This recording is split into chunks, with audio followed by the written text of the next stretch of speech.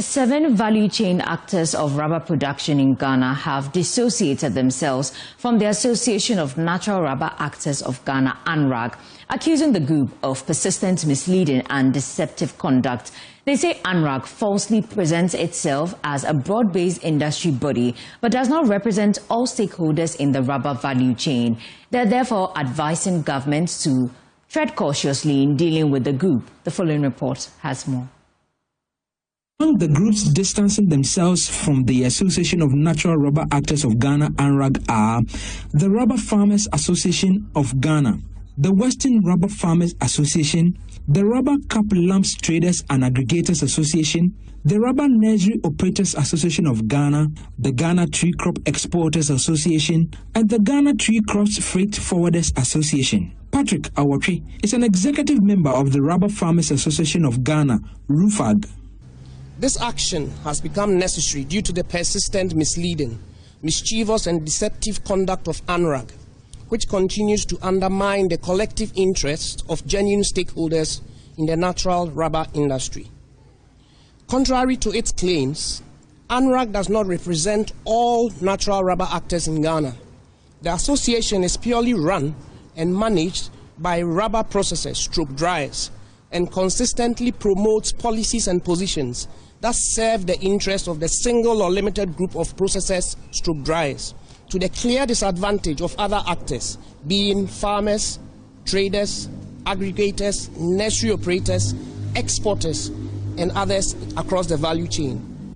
The Rubber Cap Lump Traders and Aggregators Association of Ghana is accusing the rubber producers and drivers of not adding value to the raw rubber lumps they export, but are seeking to prevent others from doing same. Solomon Donko is the General Secretary of the association. Drying the rubber. They are not producing anything tangible in Ghana. Ever since Ghana Rubber Estate came into being, for over 30 years, they haven't produced even a glove or condom or anything that we can say this is actual production that will benefit the country. So they are virtually doing the same thing that exporters are doing. So I don't see the reason why they should be calling for a ban on raw export. Receiving their statement, Deputy CEO in charge of operations at the Tree Crops Development Authority, Rich Kofi assured rubber farmers and the other stakeholders that their petition will be reviewed and government duly advised. For us at Tree Crop Development Authority, as we always state, we are in for the interest of all actors within our value chain, i.e. our farmers, i.e. our aggregators, our traders, our processors and exporters. You are all in for the interest of every actor that we deal with. So we will study the content of this document. Already we've been having a number of extensive stakeholder engagements throughout last year, and it's not going to be different this year. We'll study this document and see what we can do to advise the various ministries and advise government on the best way to go in terms of issues that are happening currently within the rubber sector.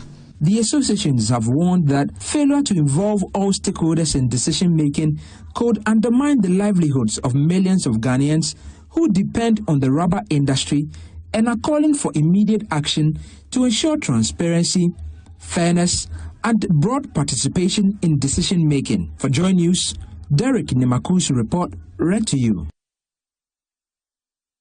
Let me now take you to the Upper West region. In the Sisala West District, Chief Executive Abudu Fusein Igbene has assured residents of communities hosting refugees in the district that both locals and refugees are safe. The Zinia enclave alone is hosting about 700 refugees who fled insecurity in neighboring Burkina Faso. Speaking at a World Vision Ghana program in partnership with the Wildlife Division of the Forestry Commission to establish a community resource management area, Krema, at Bolu, Ms. Egbene said authorities are closely monitoring the activities of refugees to maintain peace and also prevent suspicious persons from infiltrating the communities. Joining us, Upper West Regional correspondent Rafik Salam reports. The insecurity in Burkina Faso has resulted in the influx of asylum seekers from the country in the northern corridor of Ghana. One of the communities they sought refuge in is Zini, located in the Sisala West District that shares boundary with Burkina Faso. World Vision Ghana, under the border project, aim at building opportunities, resilience, infrastructure development, ecosystem, and social cohesion for refugees and host communities, is supporting Zini and other communities that play host to these refugees. The overall objective of the border project is to promote the stabilization and prevention of violent conflicts, strengthen resilience, social cohesion across border communities. The Environmental, Social, and Climate Change Coordinator of World Vision Ghana, Abel Ensia, to shed light on the program. And the one is to provide social infrastructure. And the social infrastructure, we are looking at providing wash infrastructure, also health infrastructure, also looking at providing irrigation infrastructure to help our farmers to also do all year round farming. And the next objective is to enhance social cohesion. So we are working with a local NGO, Raise Ghana, who is supporting us to implement this intervention. So they are looking at putting in community structures that will help us to build peace and social cohesion among the refugees and the host community. So they are helping us to put in community structures like community accountability committee. We are also looking at preparing community action.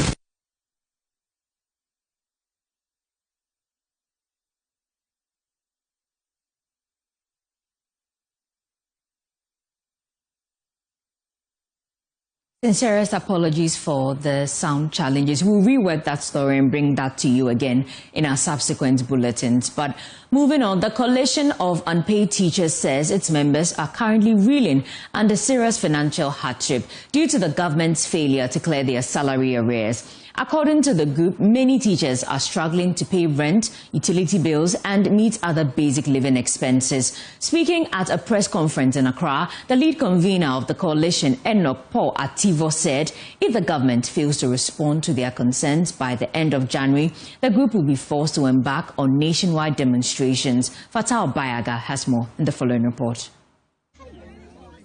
After a series of protests held throughout 2025, the group says more than 6,000 teachers nationwide are being pushed into financial hardship due to administrative delays and the failure of the Ghana Education Service to issue the required staff identification cards.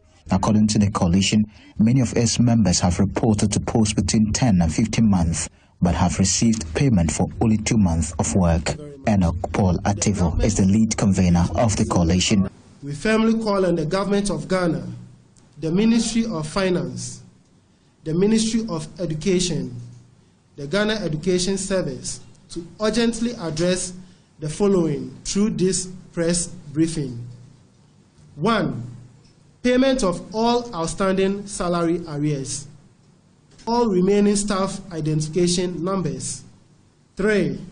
Correction of assumption of duty dates. 4.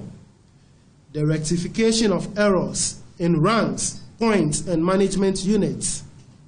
5. Inclusion of missing names on both the master and the revalidation list. 6.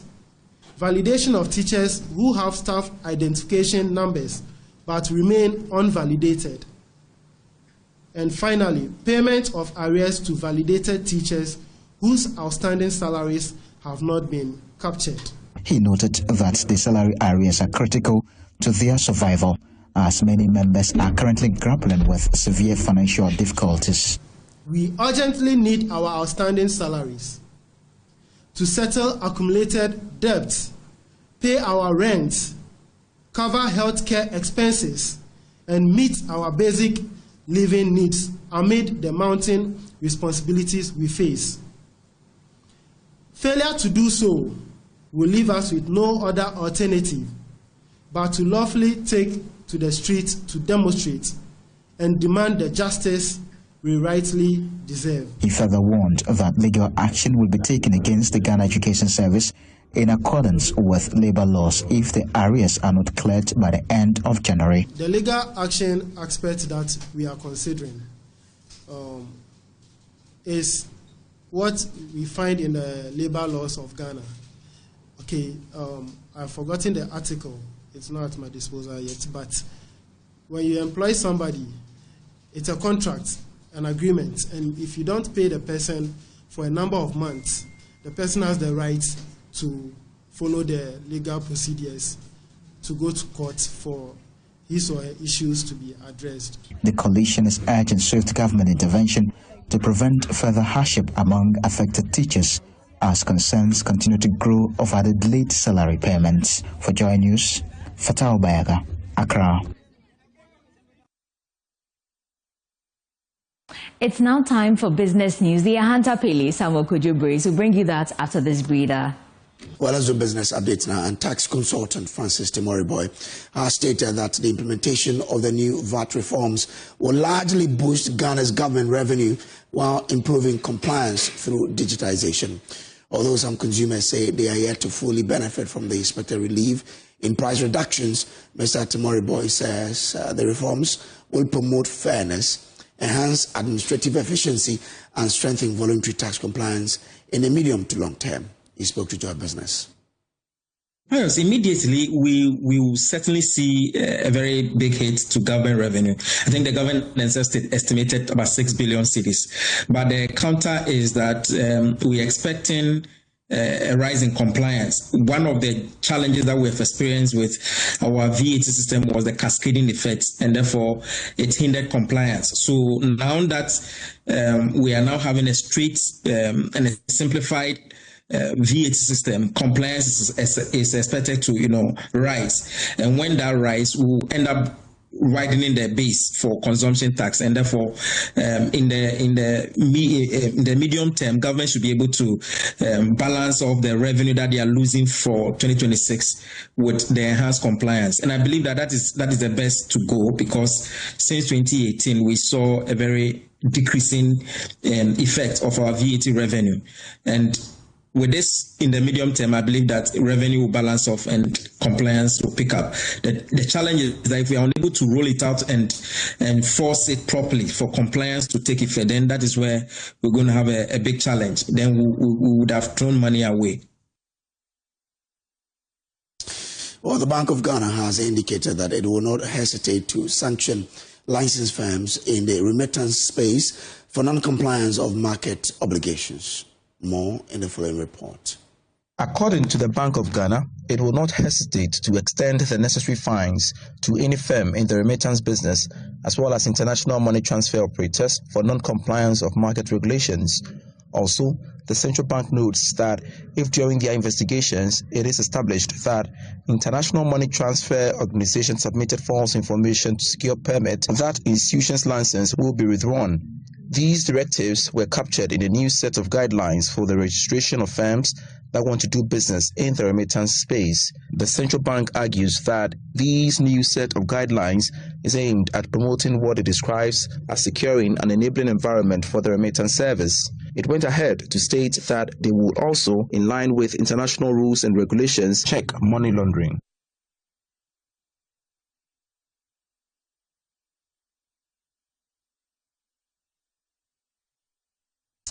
Let's wrap the update with what's trending on the commodities market.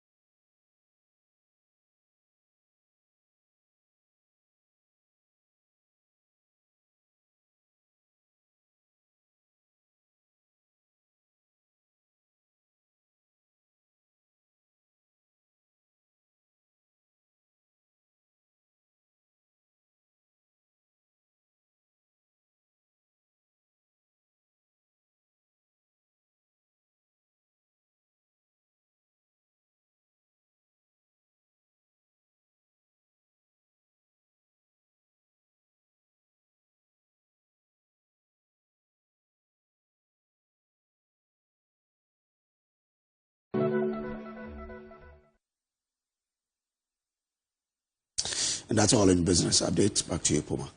Thank you, Ahantapele Samokujibriz. And that's it for AM News. If you want more news, I know a place, so myjoyonline.com is your best bet. My name is Denise Apomaide. Enjoy the rest of the show. Up next is sports. Please have a lovely day. All right, welcome again to the AM show. Let's delve into the news review segment, but starting with what the papers are reporting. Let's start with the Chronicle newspaper today and the banner headline. Dombo family backs Brian. You know, Brian Achampong was in Wale Wale recently to campaign as he still is on his journey seeking to be elected as flag bearer of the NPP for the 2028 election. And that took him to Wale Wale, where we understand Dombo family backed him by presenting some fugu to him. So get details of that story on page 2 and 3. But what does that also mean, for Dr. Bamia, because this is his backyard? We'll get details of that there. Former MPs mount pressure on government for salary arrears, and I'm sure you know this man, IKJC, the grammarian, passes on. That's a sad one there. But let's do other papers now. And the Ghanaian Times banner headline, ensuring examination credibility, strict invigilation won't be compromised. President Mahama, he said this at the NAT Congress, which is underway. He says that over the past years, some batches of SHS students were deliberately aided to cheat just to give them a good picture. But he says that wasn't good, and that this is not something that he's going to support. He would ensure that he supports the teachers to prepare the student well for the examination, but there will be strict, invigilation to ensure that quality is not compromised. So that is what is on, in the Ghanaian Times, and I checked details on page 12 of that paper. Passengers stranded in Accra, no buses to convey travelers as work, school resume. Okay, so let's see. It comes with a photograph of stranded passengers traveling to Takrady and Cape Coast at Kaneshi. If you have some buses, this is now time for you to put them on the road. And today, we understand Otufa will be paying a historic visit to the IGP at the police headquarters in Accra. So you would have to watch out for that, but get details on page 11 of the Ghanaian Times newspaper. The Insight, SMG condemns U.S. aggression against Venezuela. And yesterday I watched a video of the son of the Venezuelan president making a passionate appeal, to the people of Venezuela to support his father. And he said, you'll be back in Venezuela very soon to meet up with the boys. SMG is condemning the U.S. aggression there. Ghana worried over U.S. military invasion over Venezuela, calls for release of Maduro. I'm sure you've read that statement from the Foreign Affairs Minister. Again, Adam G.H. drags third term bid to Supreme Court for interpretation. Oh, really? That's an interesting one. What will the Supreme Court say on that one? Page 6 and 7 has details. And Mamprogo Traditional Council slams removal of... let me just end it there. Economic stability boost auto business as inflation drops, says Erata Motors CEO. So that is for the Insights. Let's do other papers now. Let's check out, I think, the Catalyst newspaper. Okay, good. Now, cedi ranks second best currency in the world in 2025. Good board fueled rally transforms Ghana's economy, setting a new model for Africa. So those are the stories in the Catalyst as well.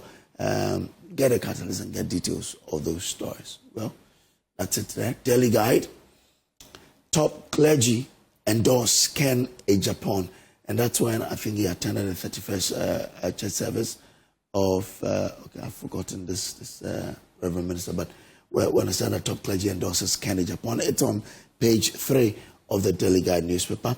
$240 million gold purchase laws. Gold board fights back. They've been explaining why this is not on their neck. Brian takes over Wale Wale, receives rousing welcome. Frank Edu is Zen Petroleum new board chair, And you know this man for what he did in the banking space. And Reverend Wengam calls for patriotic citizens. You and I, we need to be patriotic. Well, let's do myjoyonline.com. Speed up as people are losing hope. Domlevo presses AG on corruption cases. All right? A year without big scandals and the new Mahama government could shift corruption perception, Domlevo says. And managing power without retaliation is Ghana's real test, Professor Ajimandia says. I mean, let's end it there and rather go join my guest there. But on Zoom today, we're being joined by Dr. Ikuyamwako. She's Deputy Spokesperson for the Dr. Mahmoud Bawumia campaign team. And in studio, I am joined by Musa Dankwa. He is Executive Director for Global Info Analytics. Good morning, sir. Good morning. And I also have Dr. Julius Kwekukata. He is a chartered economist and a member of the NDC's National Communications team. Doc, good morning. Good morning. Hope all is well. I'm fine. Okay. How are you too? I'm well. Again. Happy New Year. Many happy returns to you. Ekuyamwako is with us on Zoom. Ekia, good morning to you. Oh, I guess you have to unmute, Ekia. My bad. Yeah. Good morning and Happy New Year to you and all your lovely viewers this morning. I hope everybody had a good weekend. We did. I was expecting to see you in studio live. Today you are doing Zoom. Charlie, it's not easy. You know, we are still doing the Greater Accra Regional campaign. So, it shall be well. The timing is very tight. Okay. All right. Thanks for joining. Anyway, let's start off with this one. Strict invigilation won't be compromised. President Mahama.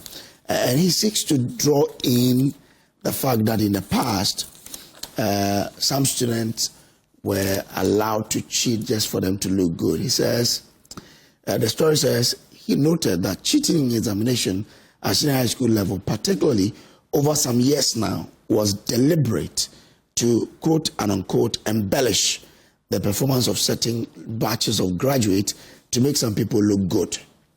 That approach, President Mahama emphasized, has been exposed by the poor results of the 2025 batch, where nearly half of the 446,352 candidates who sat for WASI failed the core subject of mathematics, general science, and social studies. Let's start from there.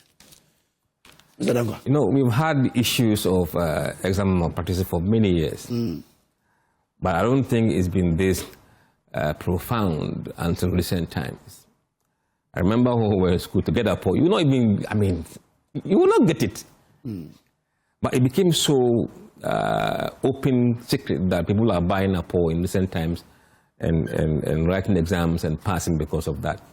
And my very good friend Kofi Asare, Educational Watch, or Edu Watch, has been complaining about this for some time. And when it comes to educational matters, I always refer to Kofi Asare.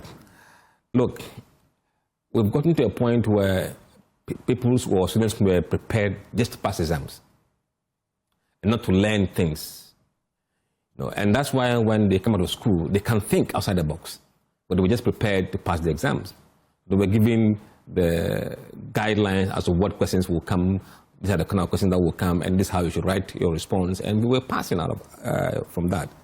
And I think there was another exposure when they migrate into the universities, where they become a liability at the universities, they can't comprehend basic things. And it's not something that we can sustain. We need to really get a grip on that, and we need to make sure that people are educated, not just taught to pass the exams. It's worrying. I mean, if that trend continues, I think we would pay a heavy price for it down the line. But really, is it down to, the performance we saw in the past, is it all down to, say, allowing students to cheat in exams? You know, I think there are so many factors that account for the cheating. If they haven't got the basics of learning, there are no materials to learn. The time given to them to learn is very short. They can't achieve that much. Then it becomes a reason for them to cheat in order to pass. So the cheating alone didn't start from just cheating. It's because the system had failed. Okay. And they don't want to go out without a grade that they can't take to universities. So they devise ways and means to get through to university. But unfortunately, it really affects their ability to comprehend issues at the tertiary level.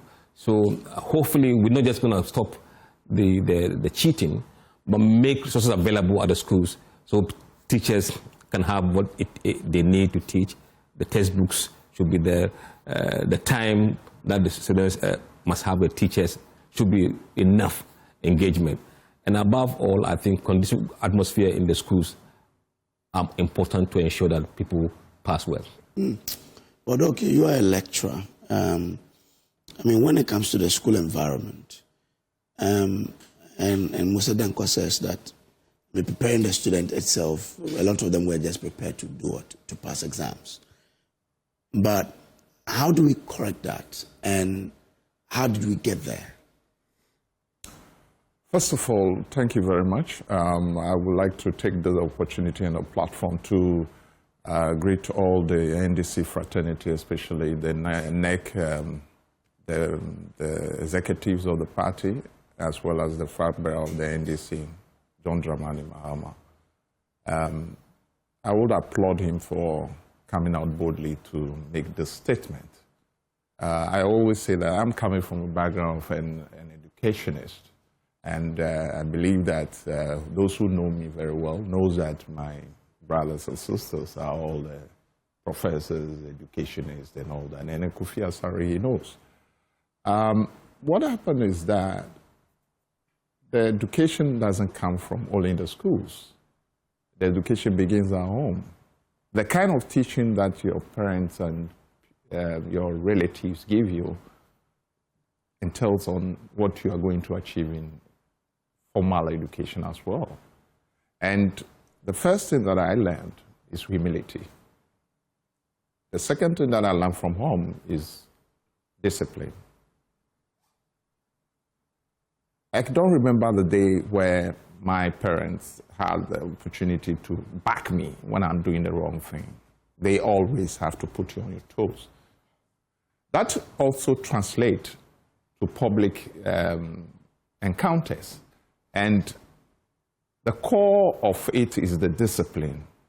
Now, we are seeing changes in educational formalities because some interference are coming from parents as well, where parents want the quick way of their children to, reach the highest height. It's also not the best.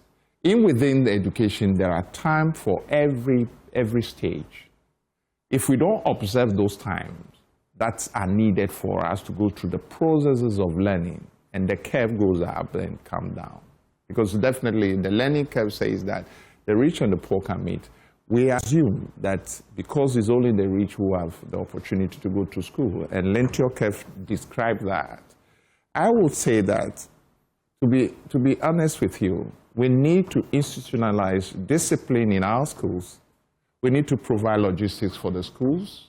We need to have timely counseling of the student at every stage, even from kindergarten. The way you mold the child, the way you talk to the child is also very important.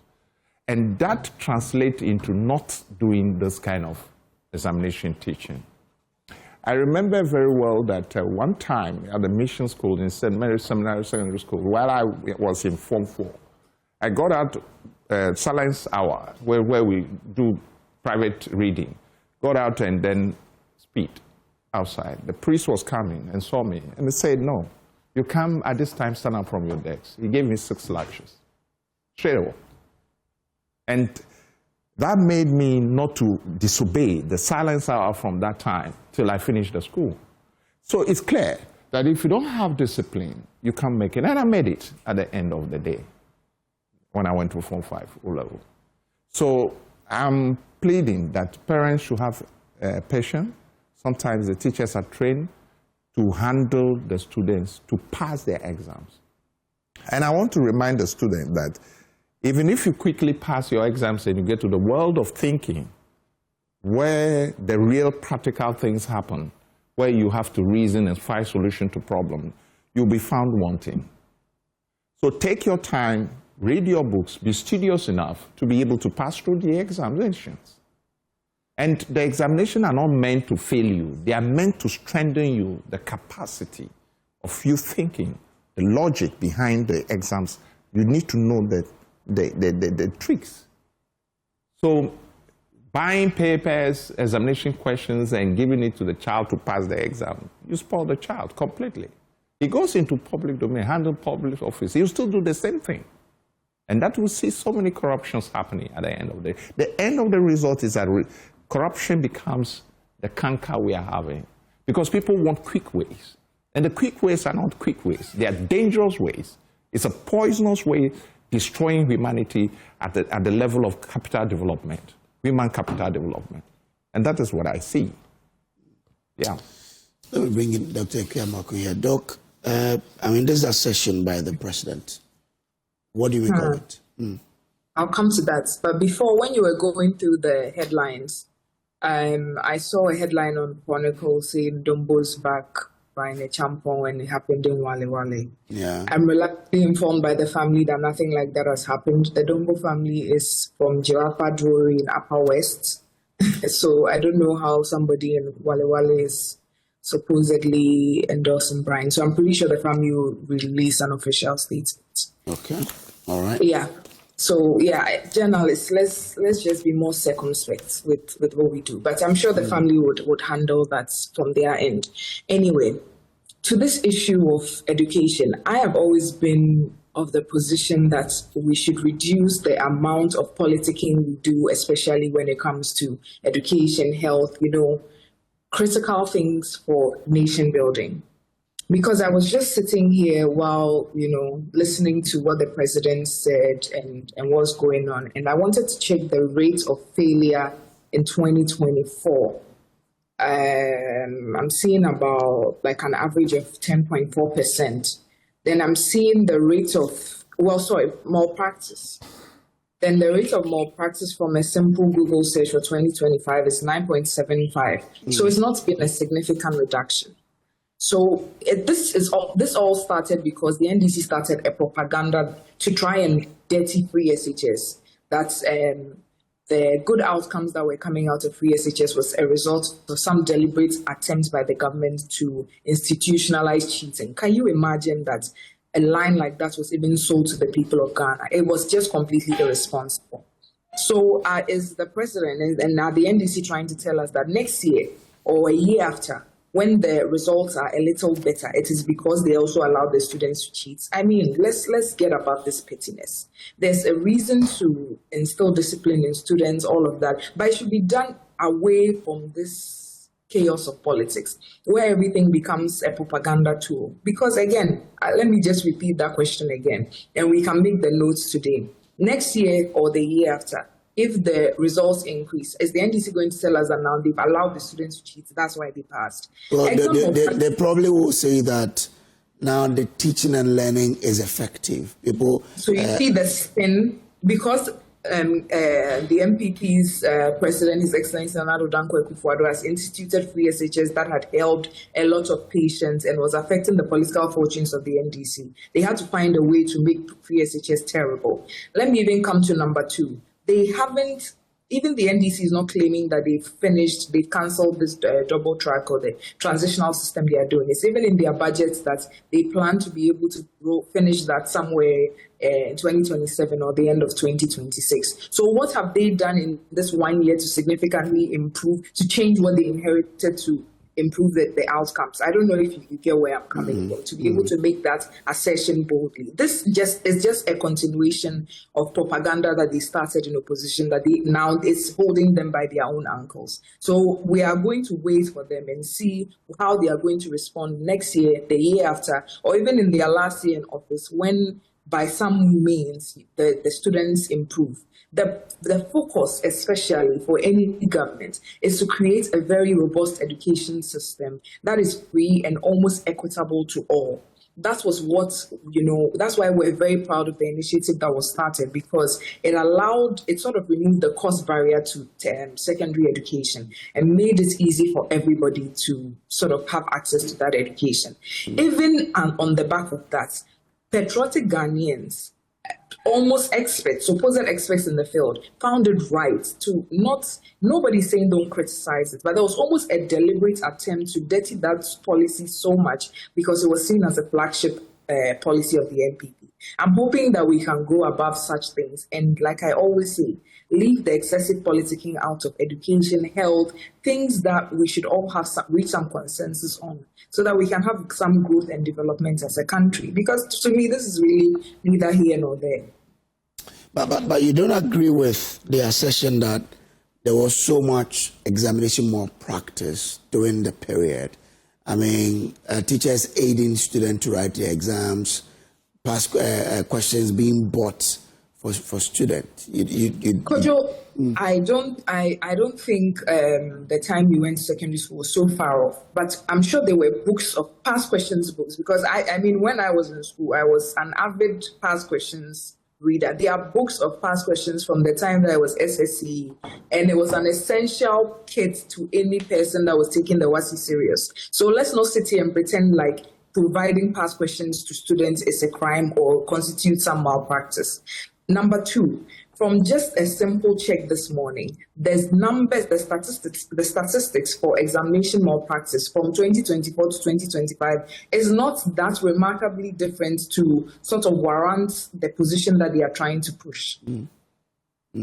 I would like to see some data to the contrary, then we can have that conversation, because what the WAEC is putting out themselves, obviously WAEC as a body would always try to strengthen whatever processes they have to ensure that the examination process is fair, and we should always commend and applaud that. But let's not add propaganda value to that. Okay, now as part of the conference, the president also says 100 schools that were running the shift system have reverted to single shift, with 30 Category C schools earmarked to be upgraded to Category B for enhanced teaching and learning.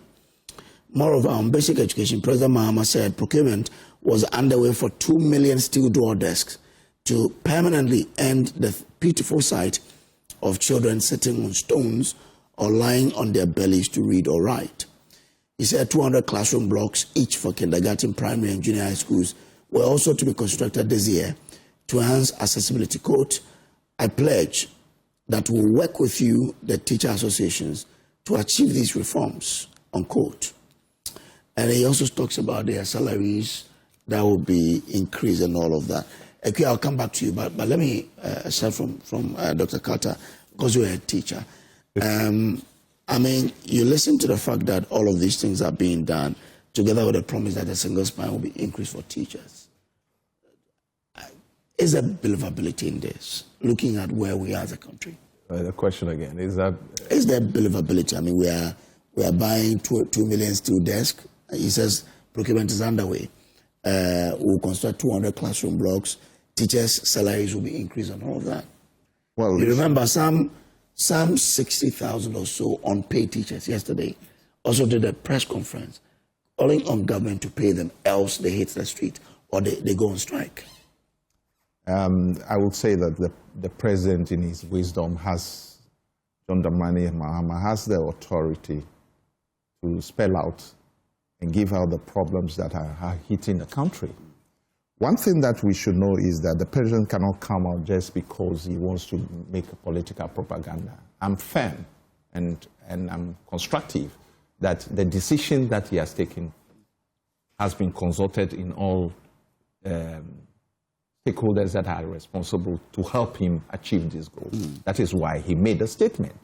And I will emphatically say that we are holding accountability to the people of this country since the inception of this particular victory. When we started this victory, before we even started, we have the belief that whatever we say and whatever we want to do as a party, we're going to do it and get it done. That is why I am firm that the president will not disappoint the people of Ghana. Now, if there are if there are some who could not benefit from salary increase or other things, and they are coming out, there are appropriate channels that are supposed to be followed for them to put their grievances across, so that solutions can be found. It's not only hitting the street, which is the issue. The channels are there for them to follow. If they follow the channels and make the government to know, the Minister for Education is a flexible person. He knows, he has an open door policy. They can discuss that, and solutions will be found to that. And I believe that we are working. We are not sitting down. But for a year, these teachers are crying of unpaid salaries. You should know that the inequalities in teacher salary and also other sectors in the economy are huge. And you know, there are no funds. Let me tell you, to be honest with you, when we inherited a very terrible economy. And for 1 year, we are solving the economic problems. And it will not take a year to solve all the problems.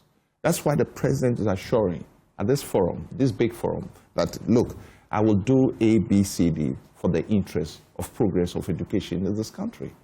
And that is exactly what it is. And we are fully behind him for achieving this purpose. So we are not just saying it. It's not rhetoric. We are really on our journey to make sure that every little thing that we say, we do it.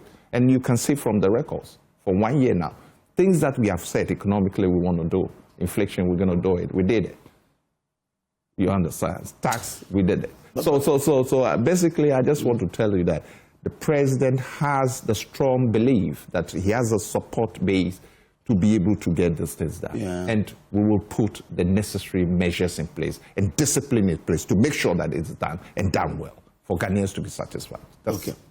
But my question was, when the president is saying all of this, and we have over 60,000 teachers also saying we've not been paid for 11 months, more than, and that you need to pay us, how does that invoke believability in what he's saying, especially when it comes to, you know, the reviewing the single spine to ensure teachers are paid well? Some 60,000 teachers have not been paid in that space. Please, we inherited some debts. When I say debt, not only in the national sovereign debt, I mean, there are some problems there already in terms of education. There are problems there. I will not say that there are no problems. But what I'm saying is that gradually we are solving the problems one by one. When it comes up, there are channels where the 60,000 people who have not been paid or their salary has not been increased, there are channels that we have to follow. And excuse me to say, I'm sure that the 60,000 people who have not been able to get their benefit are pushing through that channel. I believe so. Because they wouldn't have come out with their agitation if they are not passing through the right channel. And I'm believing that the minister is hearing me from here. He knows that I'm the secretary to the Education Committee. He knows that I understand education. And I believe that hearing this, they are going to find solution to it. And with the cooperation of the Minister for Finance, they will definitely sit down and then carve how to solve that problem. So the teachers shouldn't worry. We will solve the problem. Yes. This, yet some teachers say we've not been paid.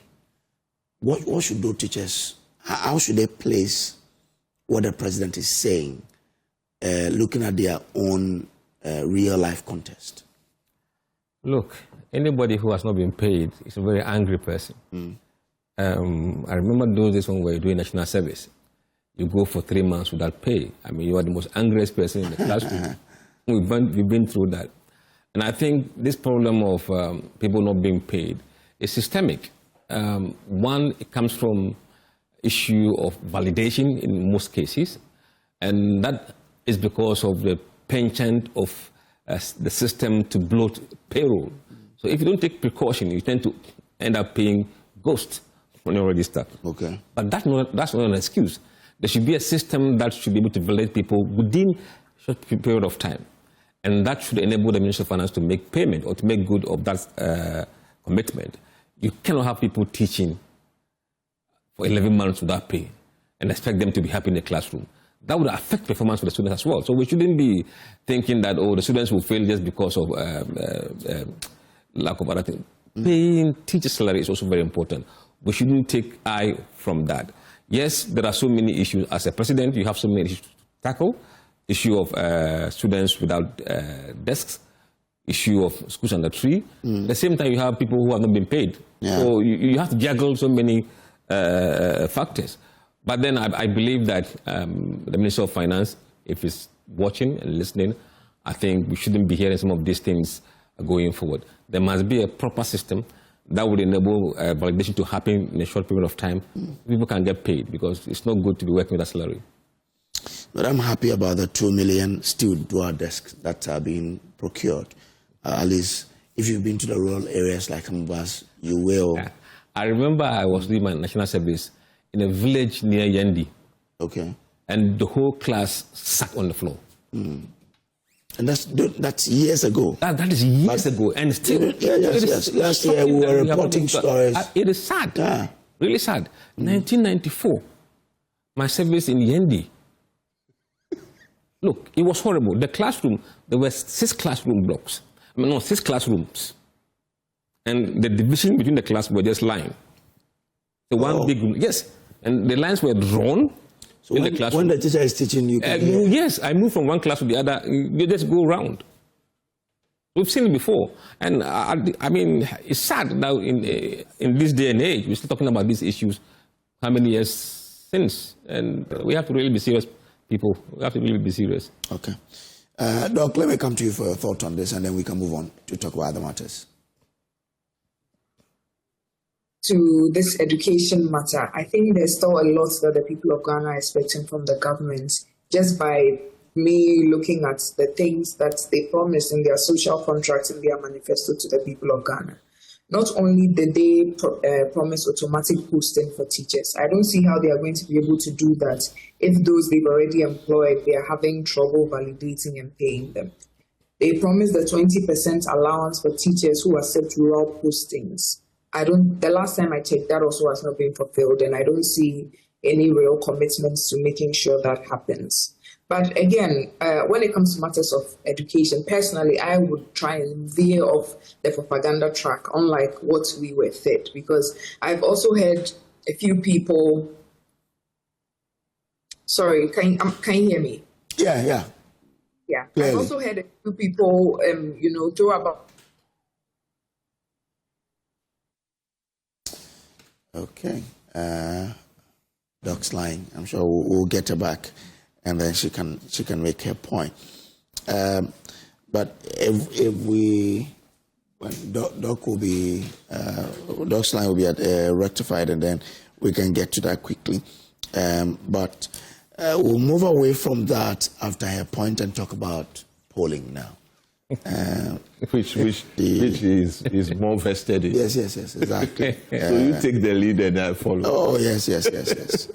He would do that. So he would follow that, and then we can all, follow up on that particular one. Now, okay. Doc, your line is okay now. Make a point. Yes, sorry. A few phone calls were coming. So as I was saying, that when it comes to what the NDC promised with regards to education and what they've delivered so far, or what we've seen a commitment towards, is nowhere near what was promised. I was mentioning a few about the automatic posting. I mean, how are you going to roll out automatic posting when those that you haven't paid them? And the 2 budgets have been read. We haven't seen any sort of provision or commitment to make sure that that policy comes, sees the light of day. We see a 20% allowance for teachers who accept rural posting, something that I think is very important. I think it happens for some health workers, but that's like a local arrangement with some of the Ghana Health Service facilities and things to try and entice people to go to the rural area. It's something that if it's institutionalized, I think would go a long way. But again, we've not seen anything about that. Then there's the no fee stress. When it came out, I was one of the people that was really trying to understand. I was almost insulted that I'm just not applying myself to try and understand it. But again, if the whole idea of that whole policy is to ensure that students that come out with a good grades and want to enter tertiary education are able to do that, how then do you expect them to pre-finance the first year and then apply for a refund that may take forever to come? The whole barrier is the cost to be able to get into university. So if you are going to let them pay and then refund, I also think, again, that's another scam that was pulled over the eyes of people, of the Ghanaian people. And I'm hoping that at least the NDC has about 2 years to sort of turn things around. Because like I said, when it comes to education and health, it's sort of good to put the politicking aside and sort of hope that the system improves generally. Mm. But let me ask you, what's your expectation of Mohammed's second year in office? Well, not much. I mean, I took an in-depth look at the 2026 budget, and looking at the headline things that he promised, I do not see... Sorry, looking at the headline things that he promised, I do not see enough of a commitment to that. We're in the second year now, the 24-hour economy, 1 job, 3 shifts, it was 133 that was said. We don't see any progress with that. And I think the NDC is getting lost on them that 4 years is a very short time. So if by the end of your first year in office, a lot of the key policy initiatives that you campaigned on, we are not seeing any push of it, then we might as well raise our hands and give up now, because then I do not see how you'll be able to implement a system. We were just talking about 70,000 teachers and how they are having a hard time paying them. These are people that are already in the employment sector and you just have to find money to pay them. You're having difficulty. So how are you then going to roll out a mass 133 where at least the basics of what I was made to understand is at least all public services will run a 3-shift system? When they were saying this and going up and down the country about it, we told them that it wasn't the most practical thing. It always makes sense for demand to precede what you are going to produce. But again, we were called all manner of names. And so for me, after the first year, I do believe that when it comes to the global stability of the economy and everything, it has had a good effect on the country, together with some of the policies that are going on. So that has sort of given them a very long honeymoon. But as time goes on, the Ghanaian people are going to begin to hold them accountable for the specific promises that they made, that when you actually take a critical look at, they are not fulfilling. I've just told you about several in the education sector. If we had time, we could go over what was said in the health sector and how that has not been done. It looks like if you want to do a sector-by-sector analysis, what they promised the people of Ghana, that one is falling flat. And whenever you point it out, they'll tell you the dollar is 10 cedis. So for now, we are going to let them have it. But I'll get to a point where everybody is going to join in the chorus of where are the jobs you promised? Where's the 133? So you don't see them do that in the second year? Have you seen the 2026 budget? Because that will sort of guide what we can expect from them in the second year. There's not much of a commitment there.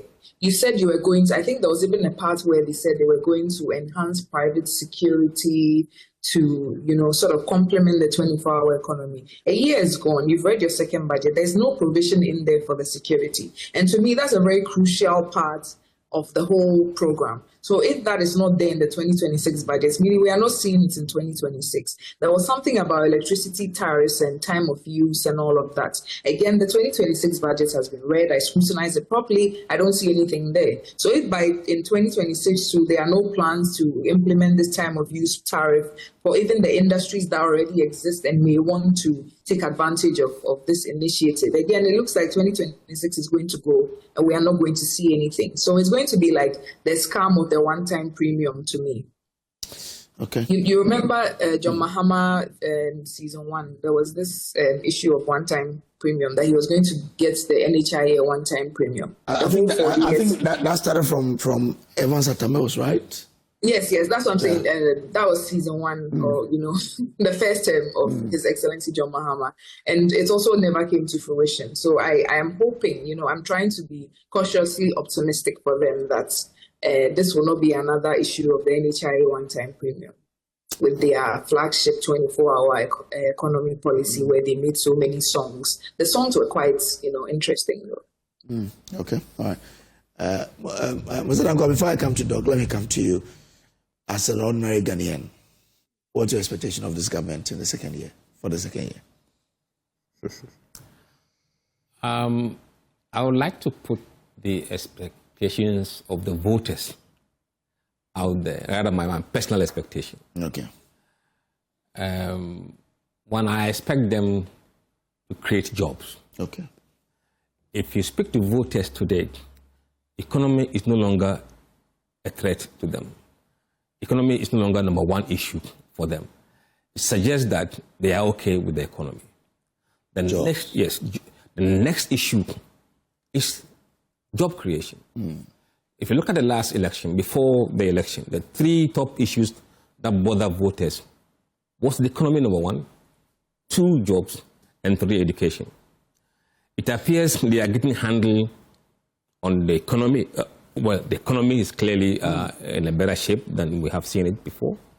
And there's stability in the educational sector, especially in the feeding of the free senior high schools. And I think that's one of the areas that was really creating problem for the government, lack of food and the noise that comes out of that. Once we get handle of that, I think the noise is really reduced. Okay. Then we can tackle the other issues that you face within the sector quite systematically. So on the point 1 and 3, which were the top 3 issues, they are having success in doing that. But the problem they have is job creation, which is a biggest threat. We've been told that it's a national security threat for many years. It still remains. A chunk of the youth have no job.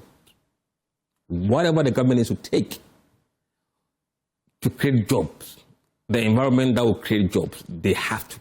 There is no excuse for them. I mean, the people will be disappointed by the end of the second year if nothing happens. I can tell them for a fact. So if they have any focus that they have to, pay attention to, that should be job creation. And as to how they do it, I've been hearing them talking about mechanical agriculture and stuff. I don't care what means they use to create the jobs. The jobs must be there. They can't resolve unemployment. No, they must be seen to have made substantial improvement or gains in reducing the rate of unemployment in this country. If they don't, that will be the biggest hurdle they have to confront next election. Okay, so those are the expectations of the electorate. Yeah. Okay, Dr. Carter.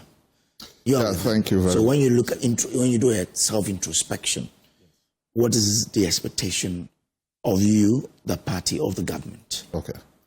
Before you move on, I want to tell my sister, my learned colleague, Doctor, that she says that the budget has nothing to really make Mama achieve the 24-hour economy and all that. Buttress to that, she knows that it is true that MPP, at the time they were in power, 1 district, 1 factory. We didn't see anything. Excuse me, hospital, we didn't see anything. It's a fact on the ground. Look, you didn't see anything in terms of what? In terms of the factories. When we talk about 1 district, 1 factory. But some came up. Came up where? The coffee juice is one. The coffee juice is there. Please, hold on. You see, it is interesting when politicians, he said we are doing propaganda, but the propaganda she is doing is more than that. And I'm saying that, for me, what I see, in my constituency, Anglo constituency, we have onions, shallots produced in that area. I've never seen 1 district, 1 factory. But did someone, because they explained that the 1 district, 1 factory was a private sector led, the government was creating the conditions for private people to establish. Did anybody from your area send a proposal to any bank to help them set up a factory like that? Please. You see, I believe that the concept they are talking about, I understand the concept when I was in India. Okay. The concept is a very good concept. When they made mention of it, I applauded it. That will create the jobs. But the fact is that it's not been done and done well. You can't take an old factory and put some sticker on it and say that this is 1 district, 1 factory. At Kasapreku, is it 1 metropolitan, 1 factory? I mean, I don't want to go into politics that will bring argument. But let me tell you, the NDC government is so focused. Hold on, but what if those factories applied the 1 factory secretariat for support to expand production? Because that's what how they expand. Yeah, my brother, I'm from a Hunter West, Grail. was supported to establish one new factory in Jabinkrom. And that's the explanation, that the factory itself approached the Wonders One Factory Secretariat for them to help them set that up. I've not seen it. Okay. So you have seen it. So you are telling me I've not seen it. Okay. So I can't believe it until I see it. Okay. Okay. Okay. Going further, he said the teacher, the budget has not talked about teachers. They have not made any provision for teachers. One, the teacher trainee allowance is 207 million cedis was allocated for that. Two, recruitment of teachers. When they did recruitment, before they left office, the recruitment that they did, there was no provision for funds to pay the teachers. The rollover we took was too huge. You see, at times, when we are in government and we are doing things and we are being criticized and we couldn't correct it, when we leave, the handing over note, I was part of the transition. The handing over note, Dr. Yao Osai Educhum, what he handed over to us, the gaps are there. You recruited abnormally. And then when you recruited, you didn't make provision for funds to pay the teachers. Last minute, you did that and put that pressure on the incoming government. Thinking that when we come, it will be a failure. It's a lie. We are finding antidote to it. And it's in the budget. You should go back into the budget and read. Okay. I don't want to go further. You asked me a question concerning Mahama's second year. Yeah. What would be... But on that, let me also correct something. I said 60,000. It's 4,000, and the month ranges between 14 to 15 months. Okay. That have not been paid. All right. Yeah. Thanks for the correction. My brother has just come out with some analysis, and I believe in the research he's doing, because research puts out, you can tease it and find out whether it's true or not. From Ghanaians, I take trotro and move around. I go to places, I go to places, even in my village, I go to my village to find out. I do down the microeconomic level understanding, where I can understand individuals who understand what government is doing. The lay people, the people who didn't go to school like us, what they say. Like he said, we are going to continue the economic stabilization, controlling inflation, CD management, debt restructuring of outcomes will be felt by Ghanaians, and we are doing that. If you see what Atufosin is doing, Honorable Atufosin is doing, the payment of the debt they created, the ballooning debt they left on us, we are clearing it. And she said we are not doing anything. Jobs and cost of living. Cost of living has reduced considerably. And one of the things that makes people feel unhappy is when the cost of living is high. These days in social media, you see some gentleman carrying rice bags and onion, fried oil, and saying that the price has reduced. Madama, why? It's an implication of the fact that the life is becoming simple. Now, the 24-hour economy we talk about, first of all, we should know that the framework which is designed has to go through processes, a legal process, extraordinary process, and those processes have been completed. We are not doing things the way they did it. No. We are doing things to be held accountable to those things. So it's systematic. So you said the processes have been completed. Is that what you said? I'm saying that the legal process, the framework has been done. Yeah. The legal process through Parliament and all that are in process, and most of them have been completed. Okay. The documents have been completed for establishment. You understand? And this second year, Ghanaians are going to see the full-fledged of the 24-hour economy. And don't forget, as an economist, I'm directly involved and indirectly involved. Okay. And I understand what my people are doing. And definitely, we will establish the 24-hour economy. Look at the processes we want to take to recruitment. It is not only in one sector, the paramilitary, the military, the police, and the rest. All to support the 24-hour economy. That is an addenda to support the 24-hour economy. And from this January, the first quarter, you will see massive recruitment. And let me tell you, NDC has learned lessons from what has happened in the past and what we couldn't do. So we are moving the system according to systems. He said that if the structural system are not good, the health of the economy will backslide. And the health of the economy is the structural position of the economy.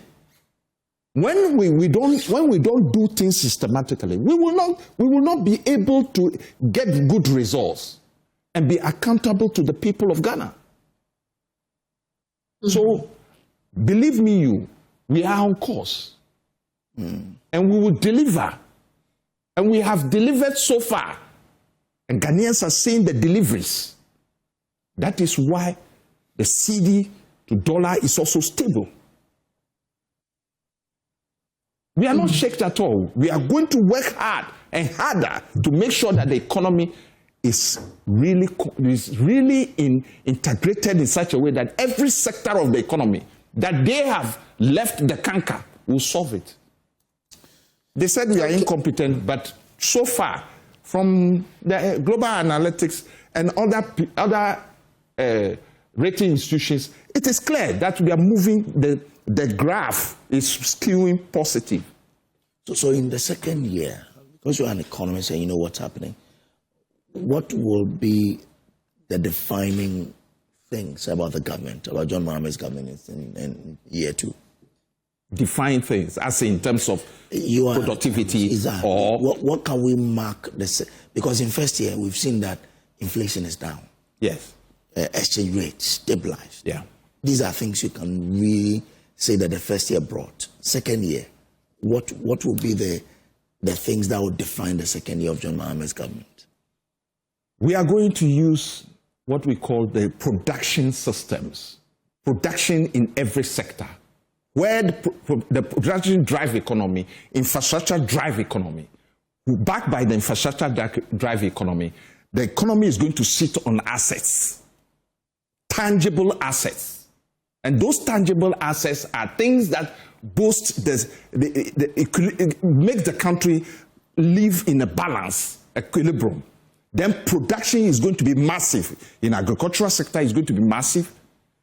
In production sector, it's going to be massive. In goods and services, and in service sector, is going to be there's going to be more drive there. So we are not living. When we have opened the channel, you know, the investor confidence is back, and a lot of investors are coming. You can see it; they are coming, and that alone is going to create more jobs for Ghanaians, added to the 24-hour economy boom. And you can see, even DVLA is expanding all over the place. She should just relax. This year, we call it productivity year in infrastructure development. So these assets you spoke about, are they road network? Are they assets that are there already, or the assets that you'll be building?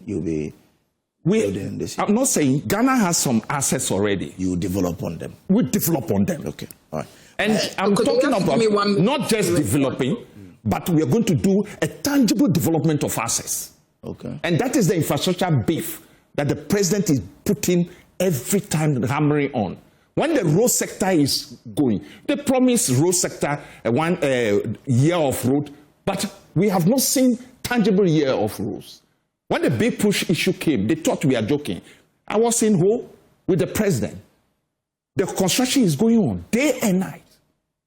Look at the Michel Camp Ho to Adobe Bridge.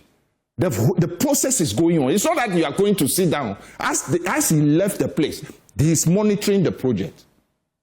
Okay. At the presidency. Okay. And that is a massive drive of the economy. To respond to a few things. Anyway, let me give you that 1 minute. Just 1 minute. I'll try and be very, very quick. Like you said, 1D1F, MPP, we are center right. We know what we're about. The idea was never to build factories ourselves.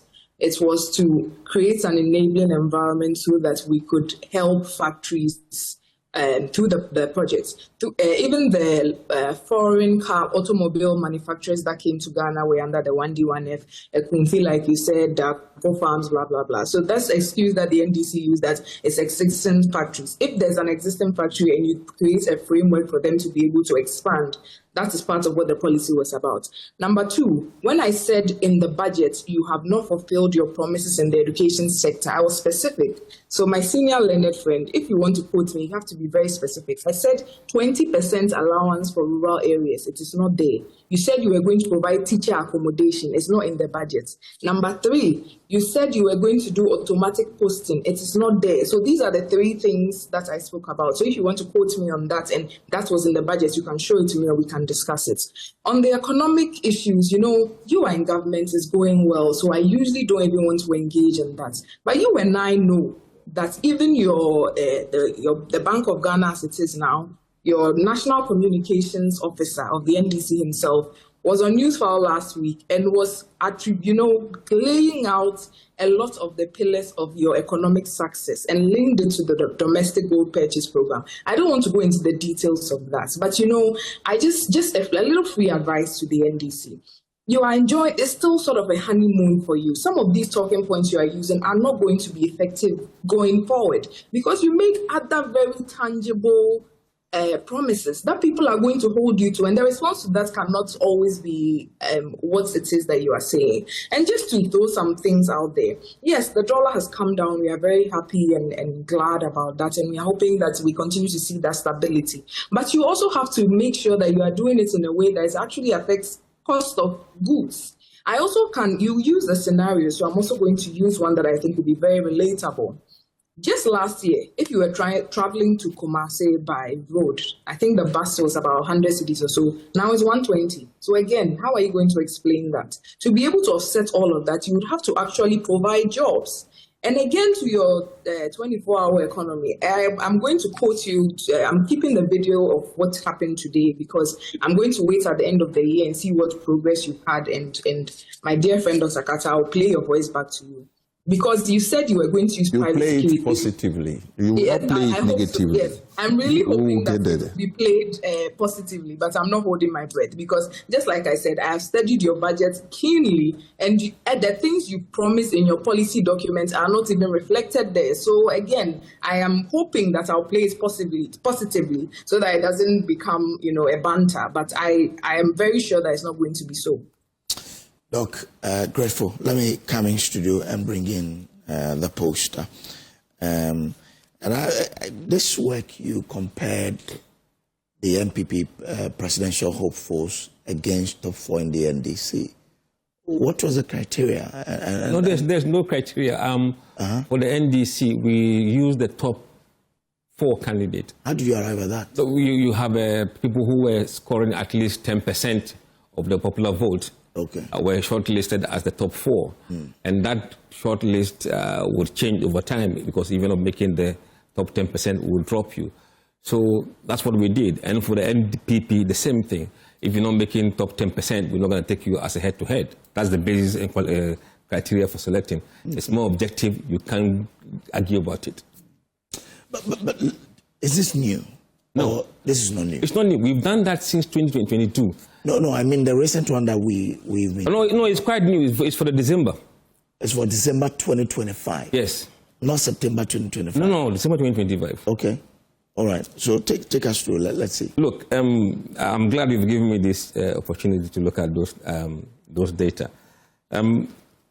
We did head-to-head comparing the top 4 NDC candidates. At the time, they were Asirin Ketia, Los Debra, Haruna Idrisu, and Atufosi. And we asked voters if the 2028 elections were between these candidates and face-to-face with Dr. Mahmoud Bawumia as MPP candidate, who would they vote for? This is for the December one? For the December one. And then we said, assuming MPP elects Kennedy Japan, and he comes face-to-face with these NDC frontrunners, who would you vote for? So if you start with the NDC candidate against Bawumia, so first one is Honorable Haruna Idrisu. against Bawumia, the poll shows that Haruna Iddrisu will secure 56% of the vote. Bawumia will get 40%. And 4% said they will vote for somebody else.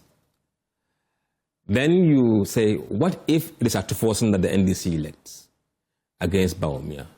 Then Atuforsen goes to 58%, and Bawumia goes to 38%. Again, 4% said they'll vote for somebody else. And then you slot in Asedu Nketia against Bawumia. Then Asedu Nketia goes to 53%, Bawumia 43%. Again, 4% someone else. But if you slot in Julius Deborah against Bawumia, Deborah goes to 50%, Bawumia 46%, 4% again, someone else. If you flip the coin and say, assuming MPP elects Kennedy, how would you vote? Haruna Iddrisu against Kennedy. Haruna goes to 61%. 61%. And Ken goes to 34%, or on 34%. If you bring in Atuforsen against Kennedy, Atuforsen goes to 62%. Against Ken, 34%. If you bring in Asedu Nketia, he goes to 57%. Ken goes to 38%.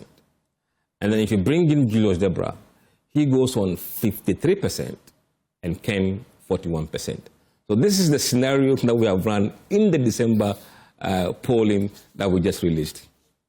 Which means that in all of it, Bawumia is doing better. Yes, that's the data at the moment. He's doing better than Ken. But he's still being beaten. Yes. By any of this. But then the question will be, what are the respondent, or what did the respondent consider to let them decide that? It's for them to go and find out. The pollster should not be asked to go and do everything for them. Okay. You should, as a research, we do polling, opinion research. For those who want to find the reason why, it's not the work of the pollster to find. But you don't ask why you're voting for this person. You only say who will you vote for. That's it. We haven't got the time to sit there for 30 minutes to ask you why. Because if you pay us to go and find out why, we'll spend time with the voter and comprehensively assess why he made that decision. We're not there to find out why. And that's why some of them think that our work is not useful. Of course, it's not useful for them because that's not what we are there for. Okay. So people will choose what they want to choose based on factors. Look, you can triangulate. You can find out what were their responses when it comes to direction of the country. People who said right direction, who were they voting for? Those who say wrong direction, who are they voting for? You can use cross-tabulation to see what could have influenced them to make the choices they are making. So there are ways we could do that, but it's not for us to do that for the politicians. Okay. But the fact is that, look, the political environment is very, very hostile at the moment to the MPP. Yeah, is that not influenced by the fact that they just left office, people were angry, and that the 1 year of Mahama has been That is why it is opinion poll. If it is held today, who would you vote for? What's the question? Okay. Not who would you vote for in 2028. So it means that it could change. Of course it will change. We've done that since 2022, and we've seen numbers go up and down until we got to the elections time. So the track record of us taking that data is there. We did Alan versus Mahama, Bawumia versus Mahama, and Ken versus Mahama over time. So that data is there for us to reference to. All right. Okay. Thank you very much. This is not your game, right? So let me go to Ekwia. Which game? It's not my game. You think I'm not a politician? Oh no, you are. But this is with Ekwia's candidate and their contender against your people. So no problem. Ekwia, we are solid. I'm not sure this was something you were expecting to hear, right? No. Actually, so I have been through, I cannot even lie, I am an avid consumer of data. So I have read through it. I've been following the polls, all of them, with Global Info Analytics, all the other ones that come out, except the one that I came out to disclaim, because after going through that one, I could tell that was a very short job. Anyway, that's an aside. So yeah, I'm not quite surprised, because that's exactly what the poll said, if we are going by that. But to me, as Musa said, if I want more information, we would have to commission him to do some work to understand what is going on and what is influencing these factors. But to me, I think as the party, as MPP, it is very, very important that we make selfless decisions going into this election. We have only a few days to the election, January 31st. It is very important that we begin to put the party first and what will be best for the party. I have noticed with almost disgust the level of tribal incision that is coming from certain camps. Some of the videos I see, they are almost too vile to even speak about. And I do believe that that is not good for the image of the party going forward. We are a nation of very diverse people. There are people from all across the region.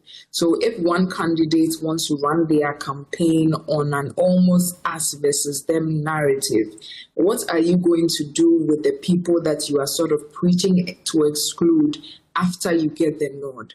Do you expect to be able to win the election without their inputs? That is almost impossible. The country is very diverse, and you sort of need the buy-in of various groups to be able to carry the day.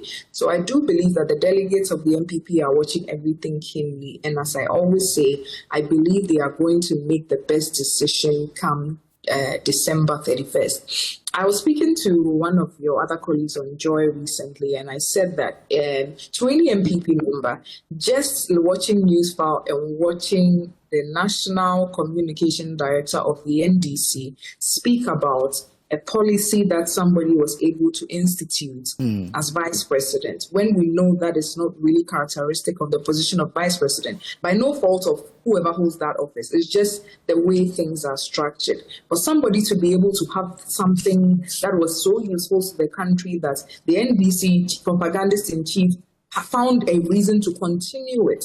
And even when they were under fire, they thought the best thing to do was, come clean and, explain the origins of the policy, even though it was going to sort of give credit to their opponent. If you have this key asset, a national asset, somebody you have already marketed, why would you put that person aside for somebody that has run their campaign on very tribal and religious lines, a campaign of exclusion that is going to pose a problem for the party moving forward if you present this candidate to go to the other side? Why? There's no there's almost no logical reason for that switch.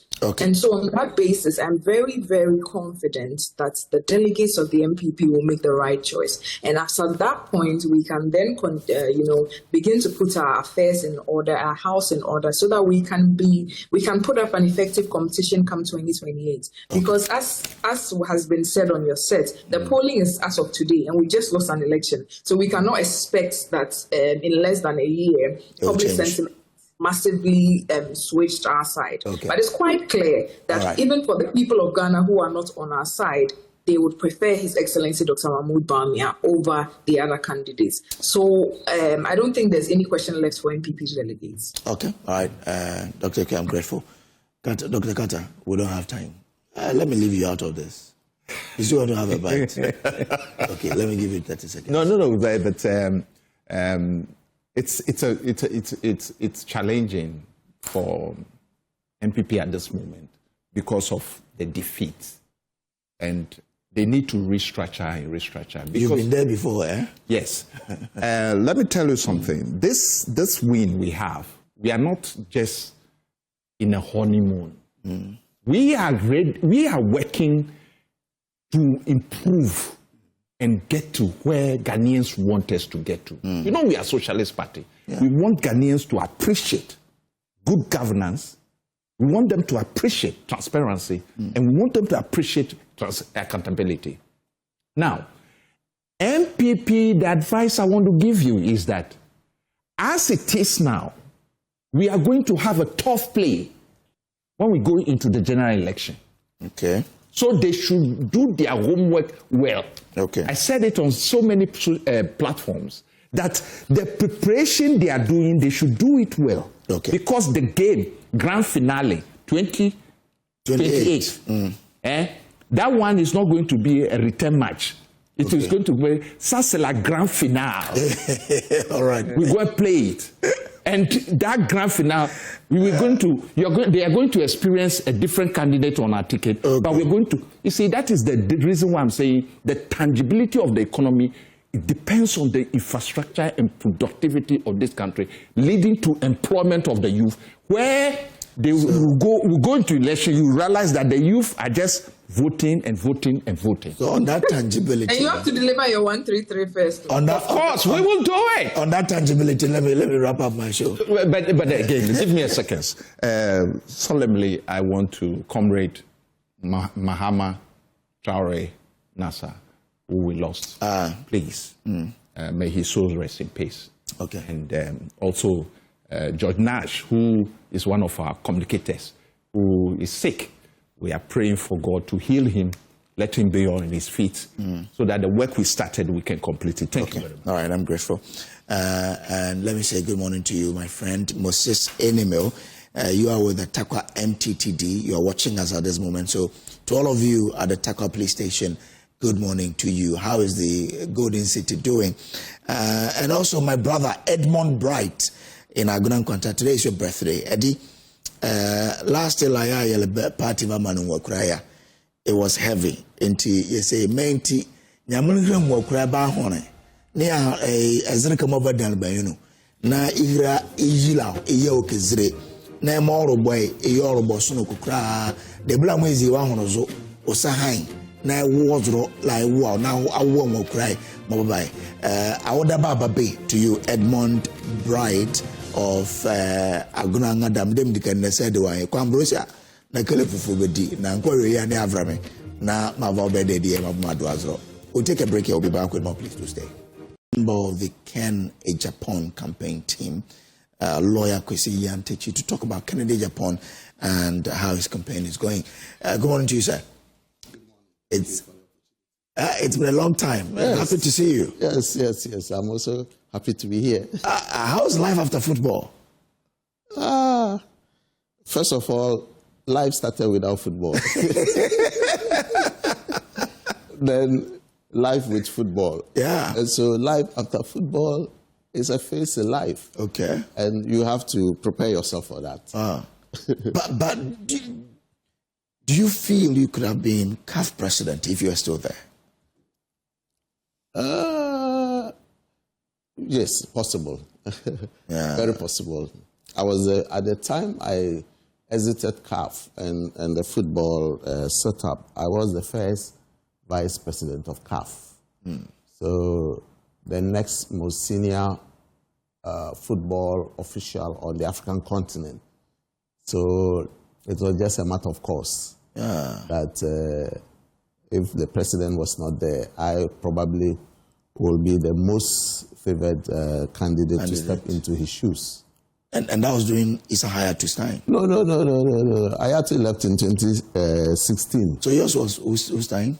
Ahmad from Madagascar. He didn't last. He left around 2019-20, thereabout. So Ghana could have had a CAF president? Possible. Maybe it's still possible. Really? Okay. Yeah. With someone. The current regime of officers and the future, anybody who works hard has the potential to become CAF president.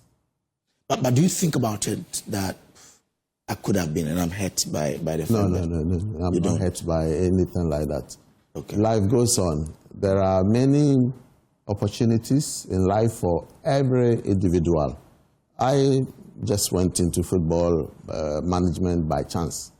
I started as a lawyer. I worked in the bank for a long time. Then it just came my way, and I just stepped into it. I never knew that I was going to be the head of football in Ghana and rise to the level I did in Africa in the world stage. Anyway, then comes politics. And now you are with the Canadian Japan team. That's correct. What's happening? In fact, this is the very first time I'll be talking about Kennedy Japan on this big platform. And I like it. I'm very grateful to you for this opportunity. Kennedy Japan is one particular politician in Ghana whose popularity, in fact, knows no bounds. His acceptability cuts across his party. There are people in other political parties such as NDC, CPP, and other parties who admire and support him and wish that he will be put up as a candidate for the MPP so they can support him. In fact, we describe him as the luckiest politician in Ghana because he appears to be the only politician that almost all Ghanaians are yearning for and asking his party to present him as a candidate so they will elect him in 2028. If we go to the various markets, women, men, you go to mosques, you go to churches, you go to lorry stations, everybody is talking about Kennedy Japan. He comes out as a very fearless, courageous, and non-conventional politician who cuts through the stereotyping that people form about politicians. He comes across with a strong message. Kennedy Japan talks about employment. As we speak now, what are the kind of things that Ghanaian voters are looking for in a presidential candidate? We are looking about cost of living issues. We are looking about jobs and income guarantees.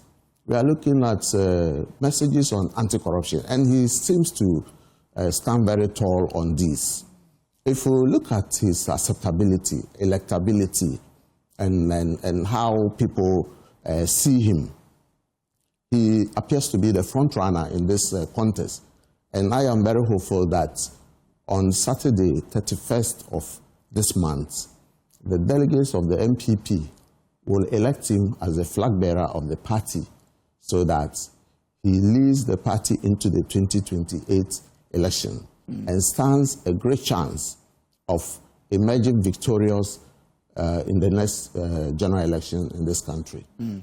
Yeah, it is true. Kennedy is liked and loved. But the service that can does not really put him the front runner you're talking about. Which surveys? There are many surveys that are conducted. Okay. I just saw one of the Musa Dankwa, the Supremo, who has dominated this space for a while. And I respect him for the surveys that he's done. There are other surveys, and one notable survey is the one led by Dr. Ivan Zuya. I have read Ivan Zuya's surveys, which have a sample size of 10%, a bigger sample size than what our brother Musa Dankwa has been putting out. Musa Dankwa's sample size, I'm not sure, go beyond 2%. Okay. I think it's always 1%, 1.2%. It has nothing to do with acceptability of the outcomes of his surveys. But I believe that a research with a bigger sample size portends a wider acceptability and closer to reality than probably the one with the smaller sample size. Okay. That notwithstanding, I'm not taking away anything from Mr. Dankwa's sample. And that is really food for thought for us. When you see those surveys, it means that there is more work for you to do. You need to look at areas that have been highlighted. Probably you are not doing things right. But me, from where I sit, I have been deeply involved in the campaign of Kennedy Japan. I have played the role of a campaign director for the 5 northern regions. And so I have had the opportunity to visit at least 51 out of the 57 constituencies in northern Ghana. I've interacted with at least 3,000 out of the 36,450 delegates in the 5 northern regions. And the impression I get is that Kennedy is loved by the delegates. 3,000 out of 300 and something thousand. That's about 10%. Yes. I'm saying at least. At least. I've dealt with at least 3,000 of delegates. directly, indirectly through phones and other mediums of communication, probably another 3,000 or 4,000. And that has emboldened my belief that Kennedy will win this election, inshallah, on 31st January 2026 this year. And what are the messages that Kennedy, or what is the message of Kennedy? We'll come there, but don't you get scared that Mr. Danka, for example, has had his predictions so right for a long time now that when he says Bawumia is winning, that doesn't just scare you? But don't you also see that the research of Musa Dankwa, take candidate Bawumia, for instance, in 2023, he scored 61.4%. That was the actual result. Now, subsequent researches by the venerable Musa Dankwa have seen a downward trend or a decline in the standing from 61 to 57 to 51 to now 45 or so. Yeah.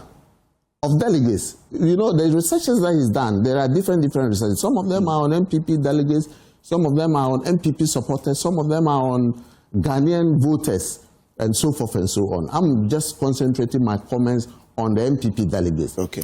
There are 211,300 approximately delegates who are going to decide the next flag bearer of the MPP. And they are the most important people in this regard.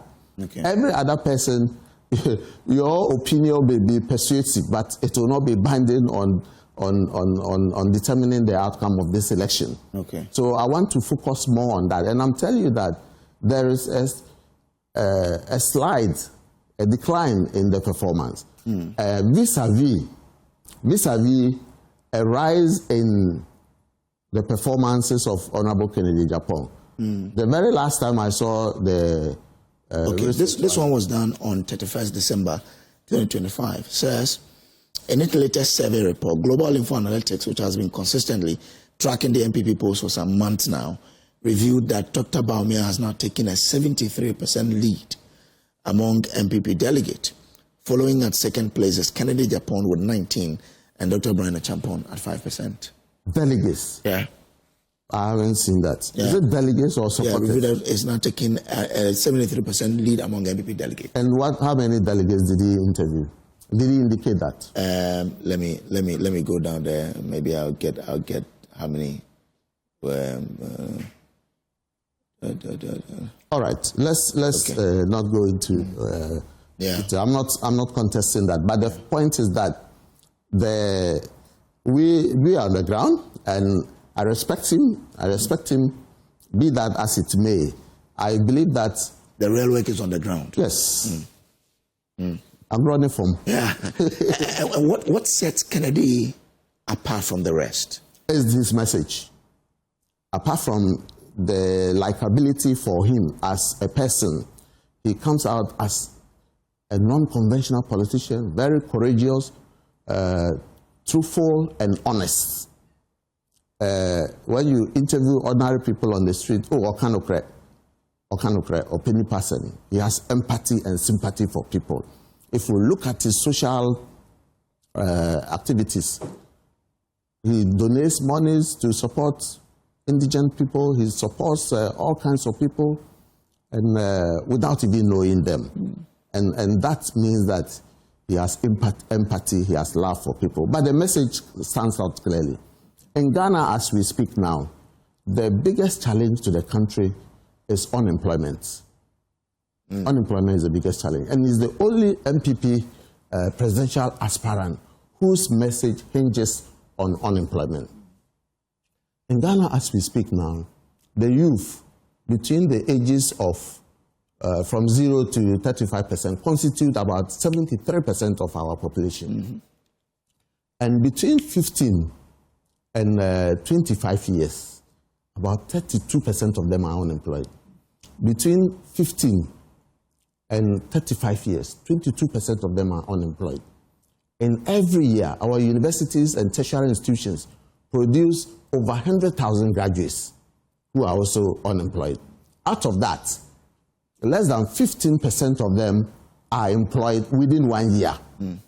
Now, about 1.3 million Ghanaian youth or young people are unemployed. Okay. To me, it is not a problem of the young people.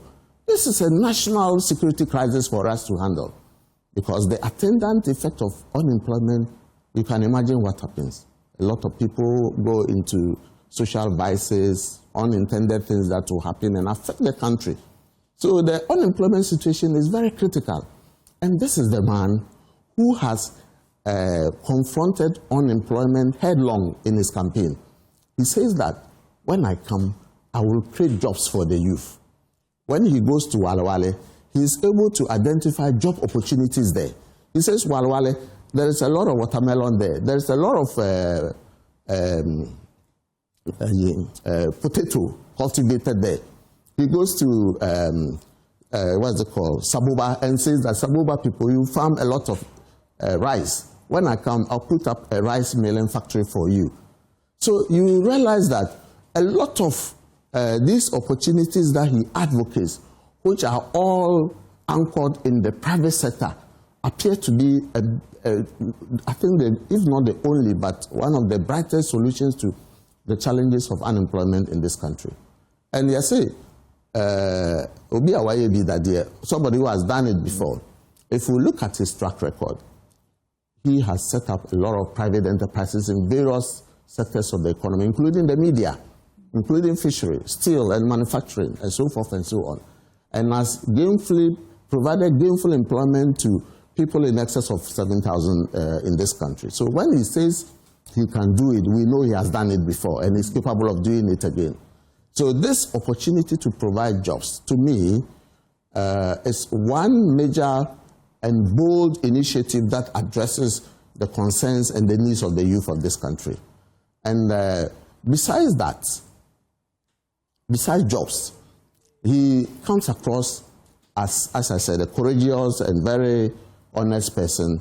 And one of the thematic pillars of his campaign is patriotism, honesty, and discipline.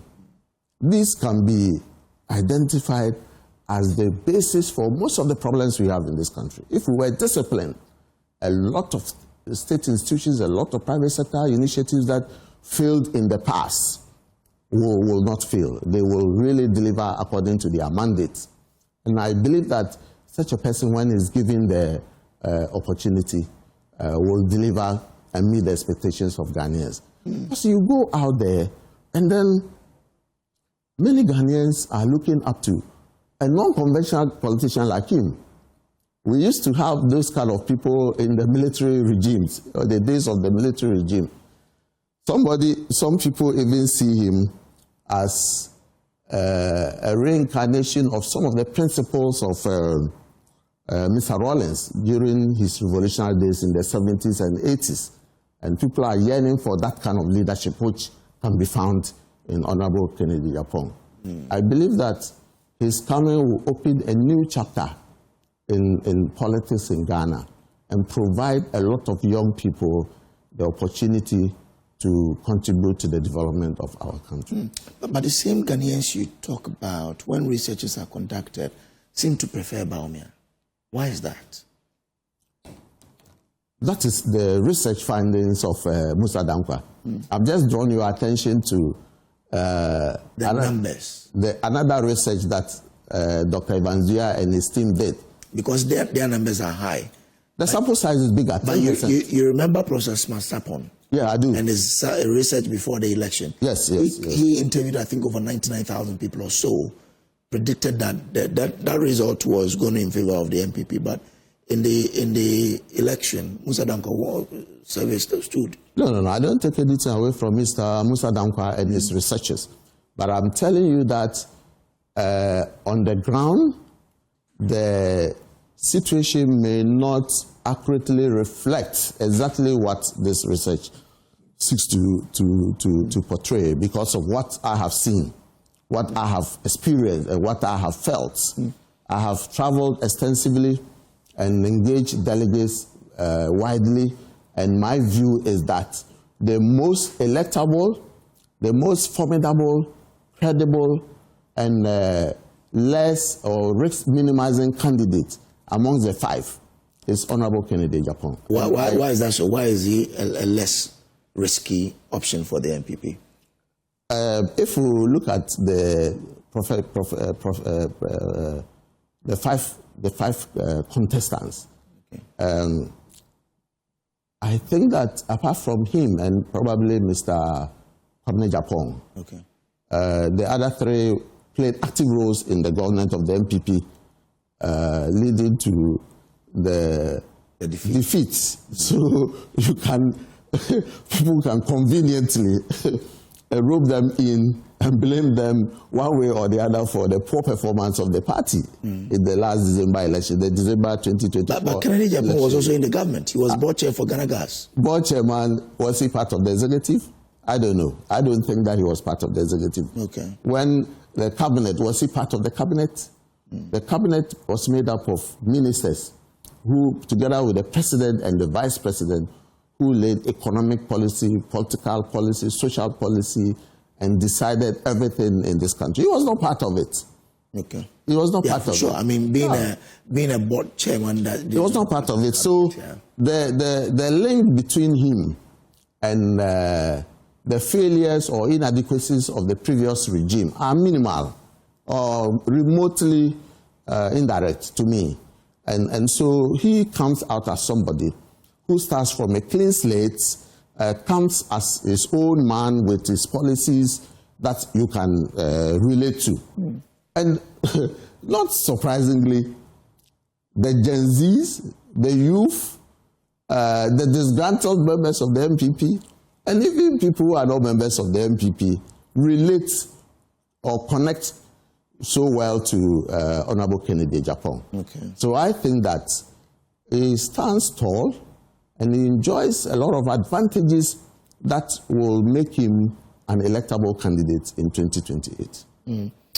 But people also argue that your party, since Kufuor has not changed its presidential candidate for the second time, why must it be different for Bawumia?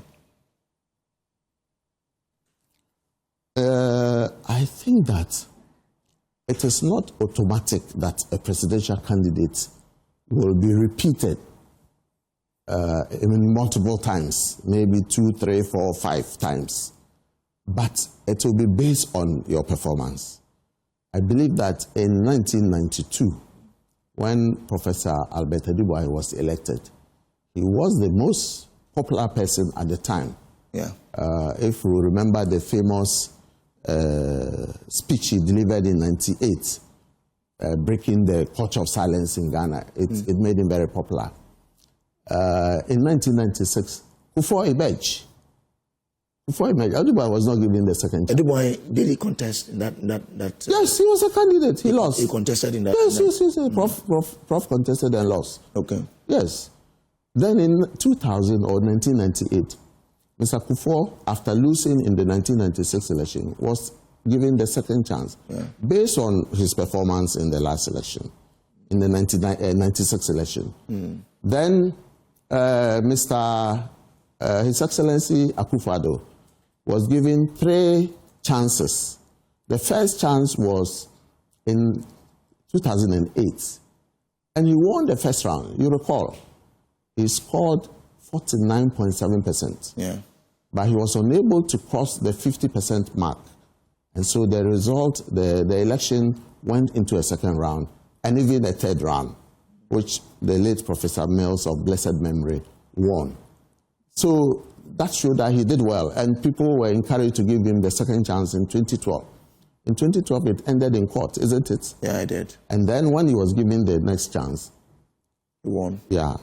I don't think the situation of the yesteryears is on all fours with what's happened in 2024. In 2024, MPP recorded, I think, if not the worst, one of the worst performances.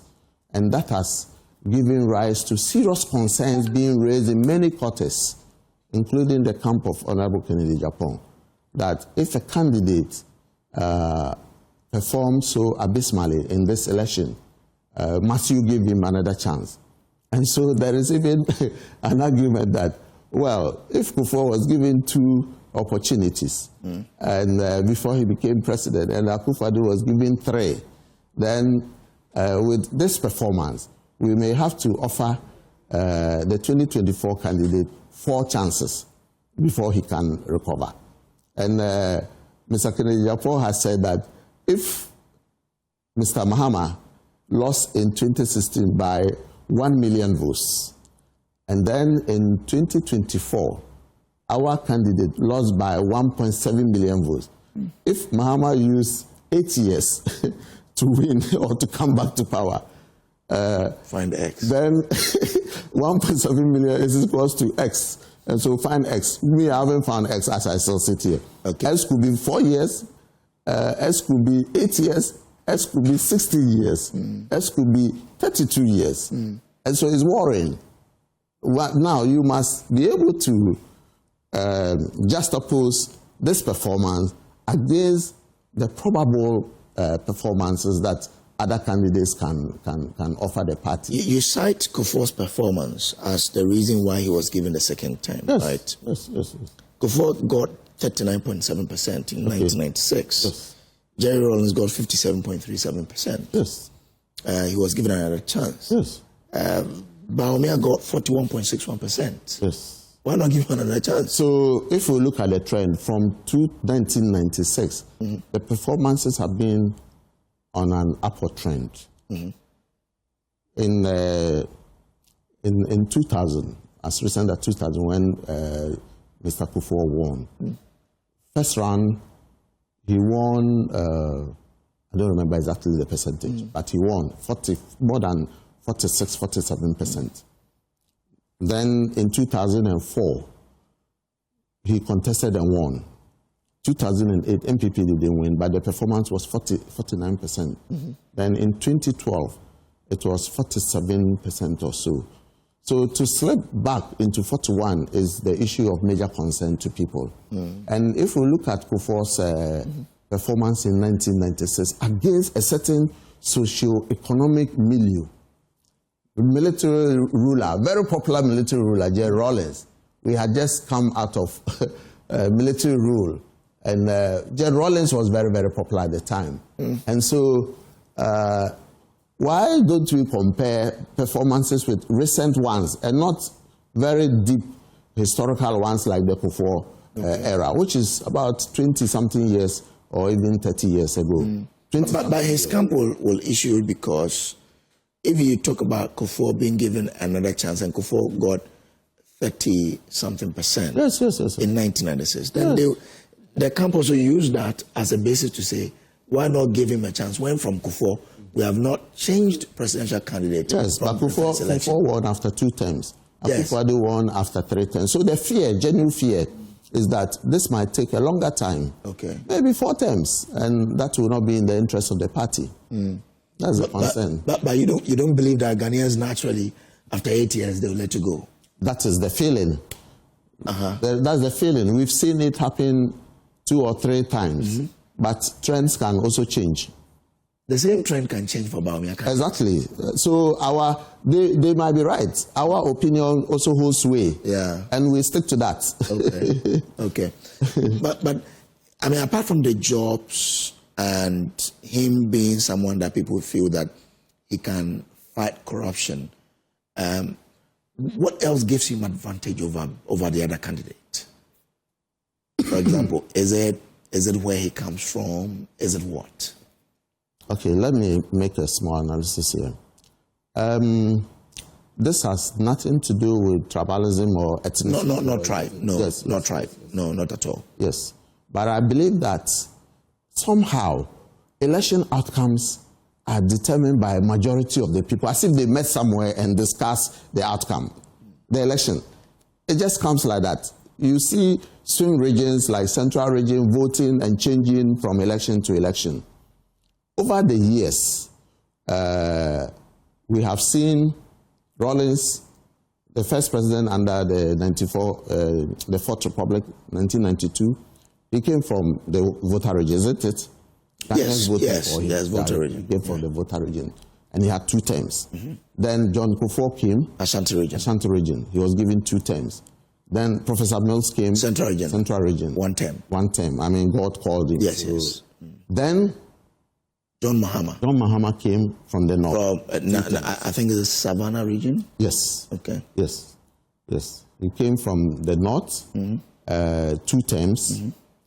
And it's most unlikely that having given MPP the chance to elect a flag bearer and a president from the eastern region, Ghanaians will be ready again to elect or give the chance to another person from the MPP from the eastern region in 2028. Okay. That's my personal opinion. Okay. Now, the same vein, John Mahama, coming from the northern part of the country, will leave the scene or expected to leave the scene in 2028. It is most improbable or most unlikely that Ghanaians will give another person from the north the same chance. You think Ghanaians consider that? I think so. It has happened. That's what I said, that the decisions are taken as if we met at an auditorium and took the decision. And the 2024 candidate of the presidential candidate of the MPP himself made this point when he went on his campaign tour. He said it in Savannah region. He said it even in while I was there when he said it. That what? He said that the election, whether Ghanaians liked or not, a Northerner was going to be elected president of Ghana. And it was either Dr. Bawumia or His Excellency John Mahama. And that after this particular election, it will take a long time for another Northerner to be elected. But John Mahama had the option to be elected for 4 years. And he had the option to be elected he could be president for 8 years. So Northerners should decide whether they wanted a president for 4 years or they wanted a president for 8 years. But you said trends change. I'm just using his own words. It's not my postulation. Yes. And I'm saying that trend of say we won't allow it to go, that it can also change, can't it? It's my argument. It's my point. Okay. Some people think so. It is not the entirety of the people who think so. But he said it. He thought so at the time. And he tried to use it to his advantage.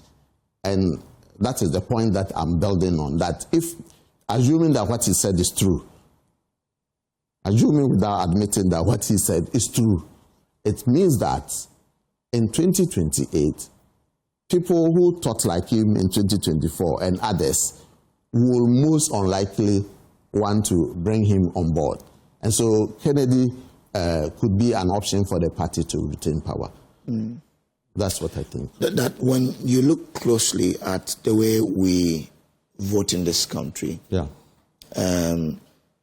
you feel that, Bawumia from where, even in 2024, the way he conceded early, and you know that in politics, people look at certain things, especially, is this person peaceful? Is this person humble? You think people won't consider that to say that we prefer Bawumia to any other person? I think that we have to learn to play according to the rules. The electoral rules of the country have given the Electoral Commission a certain time frame within which to declare winners. And for the presidential election, I think it's 72 hours after the election, 3 days. And I think that the framers of the Constitution had good reasons for that. So election results could not be held in abeyance, and then everyone is aware that within 3 days the election results will be declared. So you don't have to rush. You don't have to take anything outside the legal permissible framework. So I expect that all the parties, the participants in the election will play according to that rule. And from 1992, that has been the practice. In fact, it is not only a practice, but that is the requirement of law. So in 92, we waited 3 days before the election was declared. 96, the same, up to 2024. So if there is an early concession, the early concession probably must be based on very obvious facts of defeat. But that was not the case. Even after the concession. How do you make that argument? Listen to me. I'm talking about parliamentary resource. I'm not talking about the presidential resource. But he was a flag bearer. So the impact of the early presidential declaration on parliamentary resource, I think it affected one way or the other the election outcomes in some constituencies, and some MPs have come out. But you saw that. But I don't have anything against. I don't have anything against the presidential election, because after he conceded, nothing changed. Yeah. Nothing changed. But there was. But the effect of that. The tension. When there was too much tensions in the country, and in 2016, the MPP actually came out to say you've won earlier than the EC because your system pointed out to the fact that you're winning. So if in 2024 your system again tells you that you're losing, what prevented we've also witnessed declarations here in this country where the losing party has said we are in a comfortable lead. Those early concessions or declarations are of no moment. No legal consequences. Yes, I get it. Until the Electoral Commission declares. Yes. But in terms of maintaining the peace and assuaging the feelings of the people to reduce tension, that's fair. But I'm saying that an early concession of a presidential outcome without regard for probably what is happening at the parliamentary front may be detrimental. And we did see that. That's the point I'm making. We did see that. We cannot be one-sided. We have to be holistic. Look at the whole electoral event as a whole, and then you can come to such a judgment. I think that it's within the right of some people to say that it was good to do an early concession. But I think that it is also fair to say that in as much as an early concession could reduce tensions, it also worked detrimentally to the outcomes of some parliamentary. Which one will you choose? When a country is sitting on a time bomb that it could explode, would you still wait? This time bomb will not explode until the statutory time for declaring results has elapsed. If the Electoral Commission sits by and after 3 days it doesn't declare results, then there will be an explosion. But within that time, yes, there could be an explosion. I mean, political unrest, disturbances, and protests all over will erupt. And that's all what we want. But within the 3 days, what kind of unrest? People will make noise, but the law is not on their side. They have to wait for the 3 days. Will that force the Electoral Commission to declare results even though it hasn't finished its work? And mind you, regardless of what a political party or a candidate thinks, by virtue of the fact that your intelligence gives you results ahead of the declaration of the Electoral Commission, your results is not what matters. It is the Electoral Commission results that matters. When the Electoral Commission declares, that is it. If you don't agree, you can go to court. But when the political party says, I have conceded or I have won, it doesn't mean that is a situation. And it can just guide people, but it is not of a legal effect. In 2016, we applauded the MPP and your IT team that you were able to call your election credible, because it was that and the EC one. With the benefit of hindsight, you did it with the benefit of, you did it outside the 3 days. You did it after the Electoral Commission had confirmed that. No. The MPP one? Yes. No. Yababa Samuel and Co came out to announce midnight, it was 1 a.m. or so, even before the Electoral Commission. That's when Charlotte was delayed. But we've seen where people have declared results that have tended to be unreliable or untrue. So it's commendable, but it's not foolproof. Okay. Yeah. So when you go to the grounds, are the people saying they will vote for your candidate? Yes. There's no doubt about that. Okay. I don't have any iota of doubt about Kennedy winning on 31st December. I don't have any doubt about that. If he doesn't win? If he doesn't win, that's the will of God. If he doesn't win, that's the will of God. Okay. I would just say that man proposes, God disposes. But I am more than convinced, based on my interactions with delegates, and talking specifically about my core area of mandate, which is the 5 northern regions, I can tell you that we are winning even constituencies in the north. Okay. Yes. But Brian Champon is also making inroads there. Yes, everyone is making inroads. Yeah. In 2000. So it means that you say you're winning, but yes. Brian also says I'm saying I'm not saying we are winning the North. I say we are winning some constituencies in the North, and we are going to improve our last performance. Yes, in the last election, Ken got I think about 19 or under 20% of the votes in the North. This time, I won't be surprised if he scores more than 30 and probably 40%. He will do 40% in some, more than 40% in some of the regions in the North. Okay. Yes, I'm very hopeful of that. Now, when you speak to some party supporters, they tell you, well, Brian Acheampong is doing something extraordinary. Yeah. He's appealing to the youth. He has shown that he has what it takes to be president. Isn't your camp worried that Brian Acheampong... We also receive similar assurances from the delegates. Okay. We receive similar assurances. I don't know if you have followed the campaign of Japan. Yes. Yeah. When we went to the North, it was very impressive. I have several friends who are with you, so I've been following. Very impressive. And I can confirm to you that I don't know where you got these reports of assurances to Brian Acheampong, but I won't be surprised. I speak to party supporters. Yes. Yeah. Then speak to more party supporters. I don't know how many party supporters. I speak to quite a size. Brian Acheampong. You know, where we say it, we get a lot of information. Exactly. Yeah. I don't dispute that. But Brian Acheampong is doing well. Dr. Bawumia is doing well. But Honorable Kennedy Ohinejapan is doing better. Oh, okay. I like how you put it. But you see, the competition is tight because you have Kwabena Acheampong, someone who a lot of the party supporters regard as having been able to discipline himself. You remember what happened prior to the 2016 election, but he was still able to come back, work with the party to ensure there's victory, accommodate all views. Having worked with President Kufuor, people feel that, I mean, he's worked hard. It is time for the party to reward him.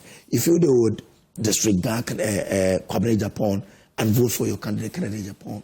No, I think that, let me make this point clear, that all the 5 contestants are men worthy of being elected as flag bearer of the MPP. All of them, all the 5. They've all distinguished themselves in their own right and in their sphere of authority or work. Each of them, if you take him as a person.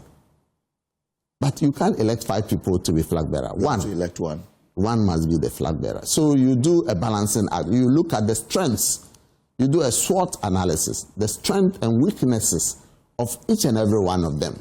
So I don't disagree with any suggestion that Mr. Kwabena Acheampong is a formidable candidate on the basis of his proven track record as a party general secretary, as a press secretary to the president, so forth and so on.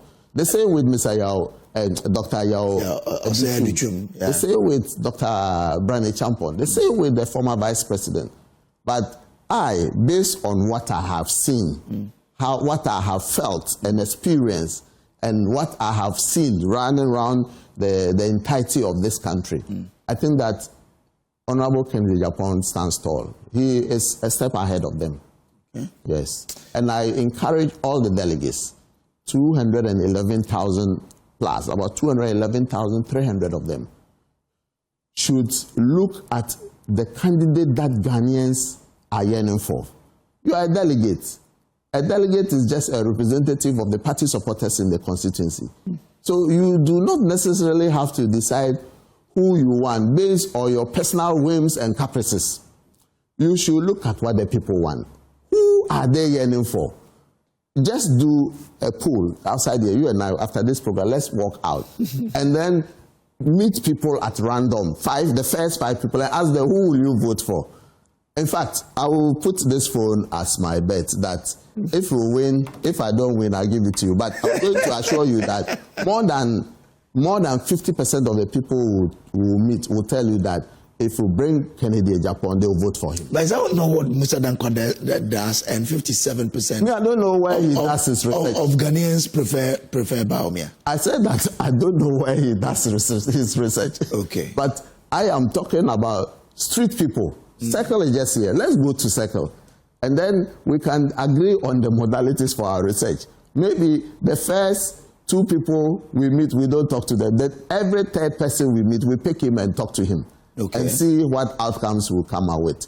I am very, very optimistic that Kennedy Japon's popularity even transcends the boundaries of the MPP. In my rounds with him, I travel around the country with him. We came across people in other political parties who stepped forward and openly confessed their admiration for the man Kennedy Japan and said that if the MPP, I'm sure you've heard this popular refrain that no can, no vote.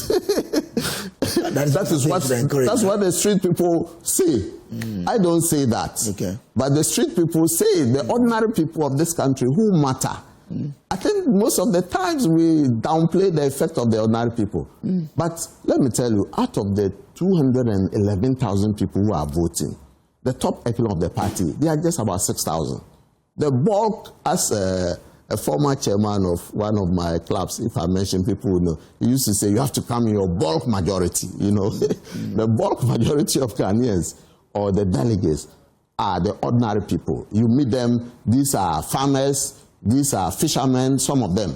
Some of them are traders, some of them are ordinary people, our brothers, our fathers, our mothers, who really represent the feelings and aspirations and expectations of the teeming majority of Ghanaians. They come and say, it is Kennedy Japan we want. So this craze for Kennedy Japan is like a movement. It's like a movement, whether you like or not. You may dislike him. It doesn't matter at all. Is it more than apartheid? Probably. You may dislike Kennedy Japan, but it is not about the man alone, Kennedy Japan, but the attributes, the qualities, the things that we see in him that we think he can. He's selfless. He's coming to remedy many of the wrong things that have happened in our politics. And I believe that we should give him the chance. You have given chances to lawyers to rule this country. You have given chances to economists to rule this country. You have given chances to soldiers. Who was an economist? Nana Akufo-Addo studied economics. But he's a lawyer. His profession is a lawyer. He came on. Yeah, he did economics and law. But he didn't master in economics. He came on the seat as a lawyer. President Kufuor also came on the seat as a lawyer and a governance person. Professor Aremeyaw was a taxation expert. He was also a lawyer. My former professor. Exactly. Yes. John Mahama is a communication. Correct. Let me put it in the right context. So we're giving opportunities to lawyers. We've given opportunities to communication experts. We've given opportunities to soldiers. Rawlings was a soldier. And we have seen what each of them brought to the table. It is now time for us to give an opportunity to a businessman. We haven't tried a businessman before. We want this country to be run like a business. And when you run business, you manage risk. You manage capital, you manage interest rates, and so forth and so on. So we need somebody who understands that. And I believe that Kennedy Japan is the answer to that. All right. Thank you very much. But there's some interesting test here. Maybe we'll go back to football anyway. No problem. This person says, ask him how he sees football in Ghana today and the performance of the Black Stars now. I am very happy that the Black Stars qualified to the World Cup. The World Cup is the biggest stage, the biggest gathering of human beings anywhere in the world. During the World Cup, we have more than 3 billion eyeballs linked to television watching the games. There is no event like that in the world apart from soccer. And so football has a big influence on the youth and even older people. And I think that Ghana football did well by qualifying to the World Cup. I've seen a lot of things happening in our Premier League, our youth football, refereeing, coaching, and so forth and so on. And I think we need to support them so that our country can get back to its glory days. Yesterday, Salisu got injured and we are told he will be out of the World Cup. He may be. I read the story this morning. Now it is me. No. I have not read what you are saying, that he will definitely. I'm saying that he may be okay, based on my experience. Okay. You know, let me give you an example. Okay. When a player gets injured, there is an initial diagnosis.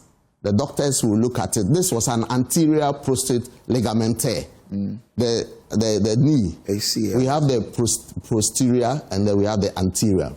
Now, most doctors will say maybe 6 months, but depending on the personal physiology of the patient, somebody can recover earlier than normal. Ashraf Hakimi.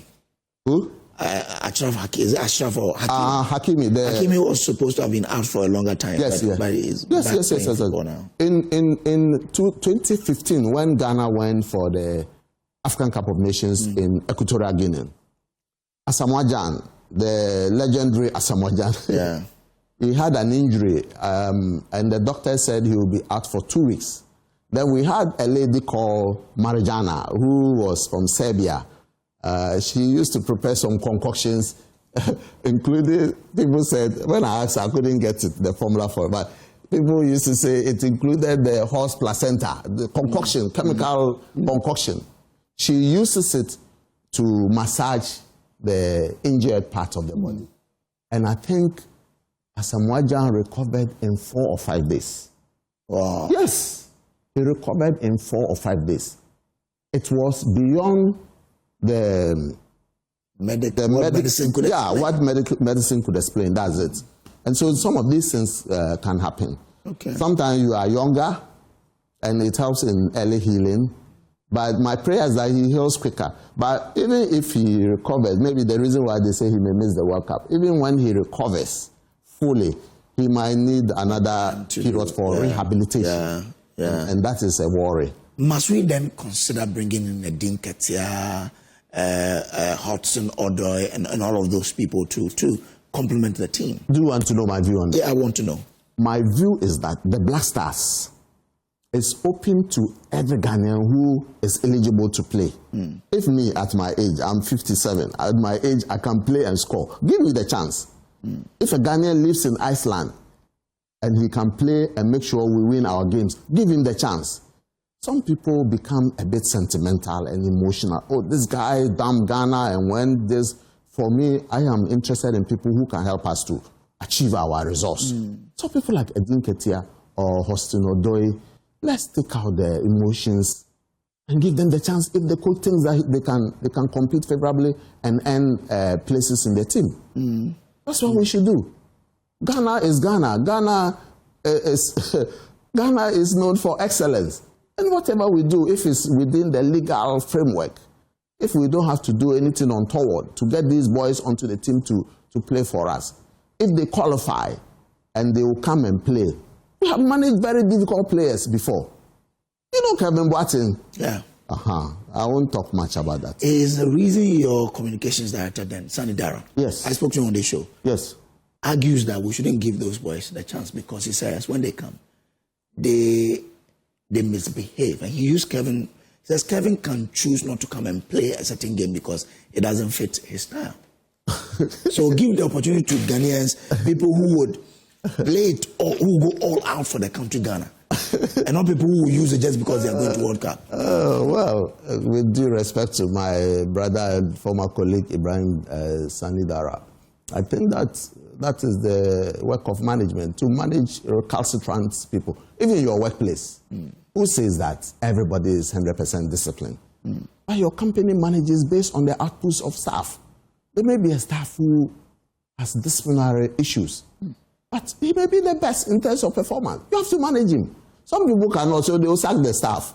There used to be a player in Ashanti Gold. In 1997, Ashanti Gold played finals of the Champions League. I don't know where you were then. I was a kid. Yes, 1997. Yeah. Kwesi Nyantakyi, a Togolese. We have Kwesi Nyantakyi, Wake Nimbombo, Ibrahim Toure. Kwesi Nyantakyi and Wake Nimbombo from Togo. Is it Ibrahim something from Cote d'Ivoire? They were the core of the Ashanti gold team. Nyantakyi had serious disciplinary problems. He was not even going for training. He may not go for training on the eve of the match. The day of the match, he's sleeping somewhere. but you bring him on and he scores the goal for the team. I think that we have to manage. Nobody is perfect, Nobody is perfect. Even in this MPP presidential race, they are saying this candidate is this candidate is that. We have to balance the person. Apart from God and his angels, who is perfect? You have to manage them and get the best out of them. So if somebody has disciplinary problem, you have to manage him. Okay. At one time in the GFA, we said we won't allow any player to bring his personal physio to the team. But Kevin, he had multiple surgeries on his knees. 5, 6 surgeries. And this was a key player in the team. So at one time, we had to allow him to bring but we provided rules how the physio was going to work. He worked under our physio. And then he worked on Kevin at certain times and so forth and so on. There were clear guidelines on that. If we don't have clear guidelines to manage people, you won't get the best out of them. Human beings are naturally indisciplined. If the society were disciplined, will we have police? And we will need laws. We will not need laws. This one says, ask him this, and this will be hard. How hard will it be? There's nothing hard for me. Okay. Will he ever forgive Anas for the work he did on him? Oh. Do you know why I'm laughing? No. I don't think about him. I don't think about him. I hold nothing against him. I blame myself. Okay. Yes. Because if probably I didn't entertain his people. Let me make this clear. Let me set this record straight. Anas Aremeyaw, he claims that he did that work on me. I never met him. Maybe like like these terrorists usually do. One will sit in Baghdad when there is a bombing in New York. He says, I'm responsible. That's the kind of thing that he operates. I have nothing against him. But it's very interesting. And it's a bit instructive that I should draw your attention that this is a man who said he had done an investigation and exposed corruption in which I was involved. Now, the state of Ghana took me to court, and for 5 years, he was asked to come and testify against me, and he refused to come. It meant that what he gathered was a hoax. He did not believe in it. If he believed in it, he would have come forward to court so that he would be cross-examined, ask questions about what you did. Because nobody can be condemned in this country unless you are given the right to a hearing. If you are not given a hearing, you can never be condemned by a court of law. So the court said, not the court, but the state said, come and testify. Then you were dilly-dallying. I want to cover my face. I want to do this. The matter went as far as to the Supreme Court. And the Supreme Court said that you have to look at the interests or the rights of the accused person vis-a-vis the rights of the accuser. And in this case, one who calls himself an investigative journalist. You can't cover your face and give evidence against a person. How is the person even able to ascertain that you are the one giving evidence? Is it a kangaroo court? We don't operate a kangaroo court. But that is his biggest weapon. Concealing his face. How weaponry is this? There is nothing weaponry in that. Maybe I didn't choose the right word, but I mean, no, his whatever biggest it asset is for people not to know that this is the real Anas. I don't think it changes anything. Okay. To me, in my personal opinion, the best investigative journalist in this country, my guess is as good as yours. Manasseh is the best investigative. Look at the work that Manasseh has done. Everybody knows him. He doesn't blackmail anybody. He presents the facts, you defend it. If you cannot defend it, then it goes on. Did someone blackmail you? This was a blackmail. Which one? Anas Aremeyaw, Anas system. A blackmail in the sense that you claim you have evidence of evidence of corruption against a person. Come to court, you are dilly-dallying, and yet you hold on to those views. You are not even bold to come forward and say, I'm not able to substantiate my allegations. But is it blackmail when you are asked to pay something and you didn't pay? That's when I'm doing this because you didn't pay the money. That's blackmail. No? It's there. I didn't want to say it. You've said it. Oh, so that happened to you? Yes. In my case, his friend, a lecturer at the University of Ghana, I don't want to mention his name, asked him which friend of his approached me. I didn't know him. He called me, and I went to his house, and he asked for a certain sum of money. I put it out in my press statement in 2018. How much was it? 150,000 US dollars or something. And I gave 100,000 or something. And then what. So you gave the money? Yes, I did. Me. Did you take it back? Yes, and it was paid in bits and pieces. Bits and pieces. If I give you 100,000, you pay me over 6 months in 10,000 this month, 15,000 next month. It's not bits and pieces. But let me make it clear here that I have never held public office in Ghana here. The GFA position is not public office. Public offices in Ghana are offices created by statute or the constitution. So the public service in Ghana is defined in the constitution. The bureau, GFA is not one of them. GFA is a private company limited by guarantee. But I was charged with corruption. Corruption is a public office offense. And the so-called money that he said he gave me that corrupted me, which I said was... meant for the president? No. Okay. The 40,000, which he says he gave me 65,000. Come to court and prove it. That you gave me bribe. He couldn't come. And I said that it was TNT that they promised to give to me. Now come and prove it in court. $60,000? Yeah, he claimed TNT. Yeah, I flew several times with people. Accra, Dubai. I went there twice or 3 times with even a former presidential candidate of a party outside Ghana. Okay. You know, so you have to come to court. Now we have something called disclosures in every criminal proceeding. There is disclosures. Disclosures are pieces of evidence that the prosecution intends to rely on in the case against the accused person. He couldn't bring even one receipt that he gave me. He said he funded my trips and gave me this as bribe. So prove that you funded my trips. Not one single receipt was given for that, because this was a premeditated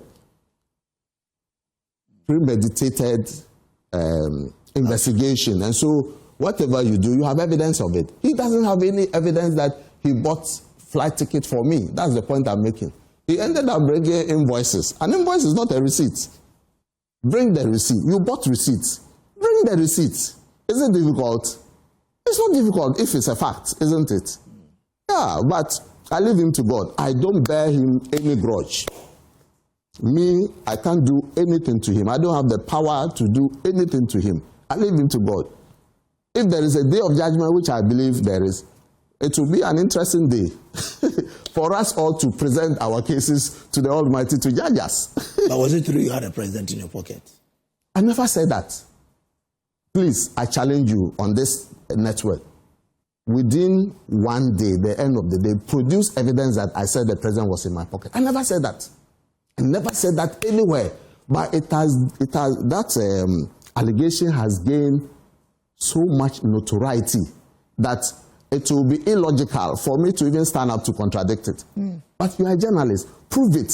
Call Anas and ask him to give you the evidence before the end of today and publish it for every Ghanaian to see.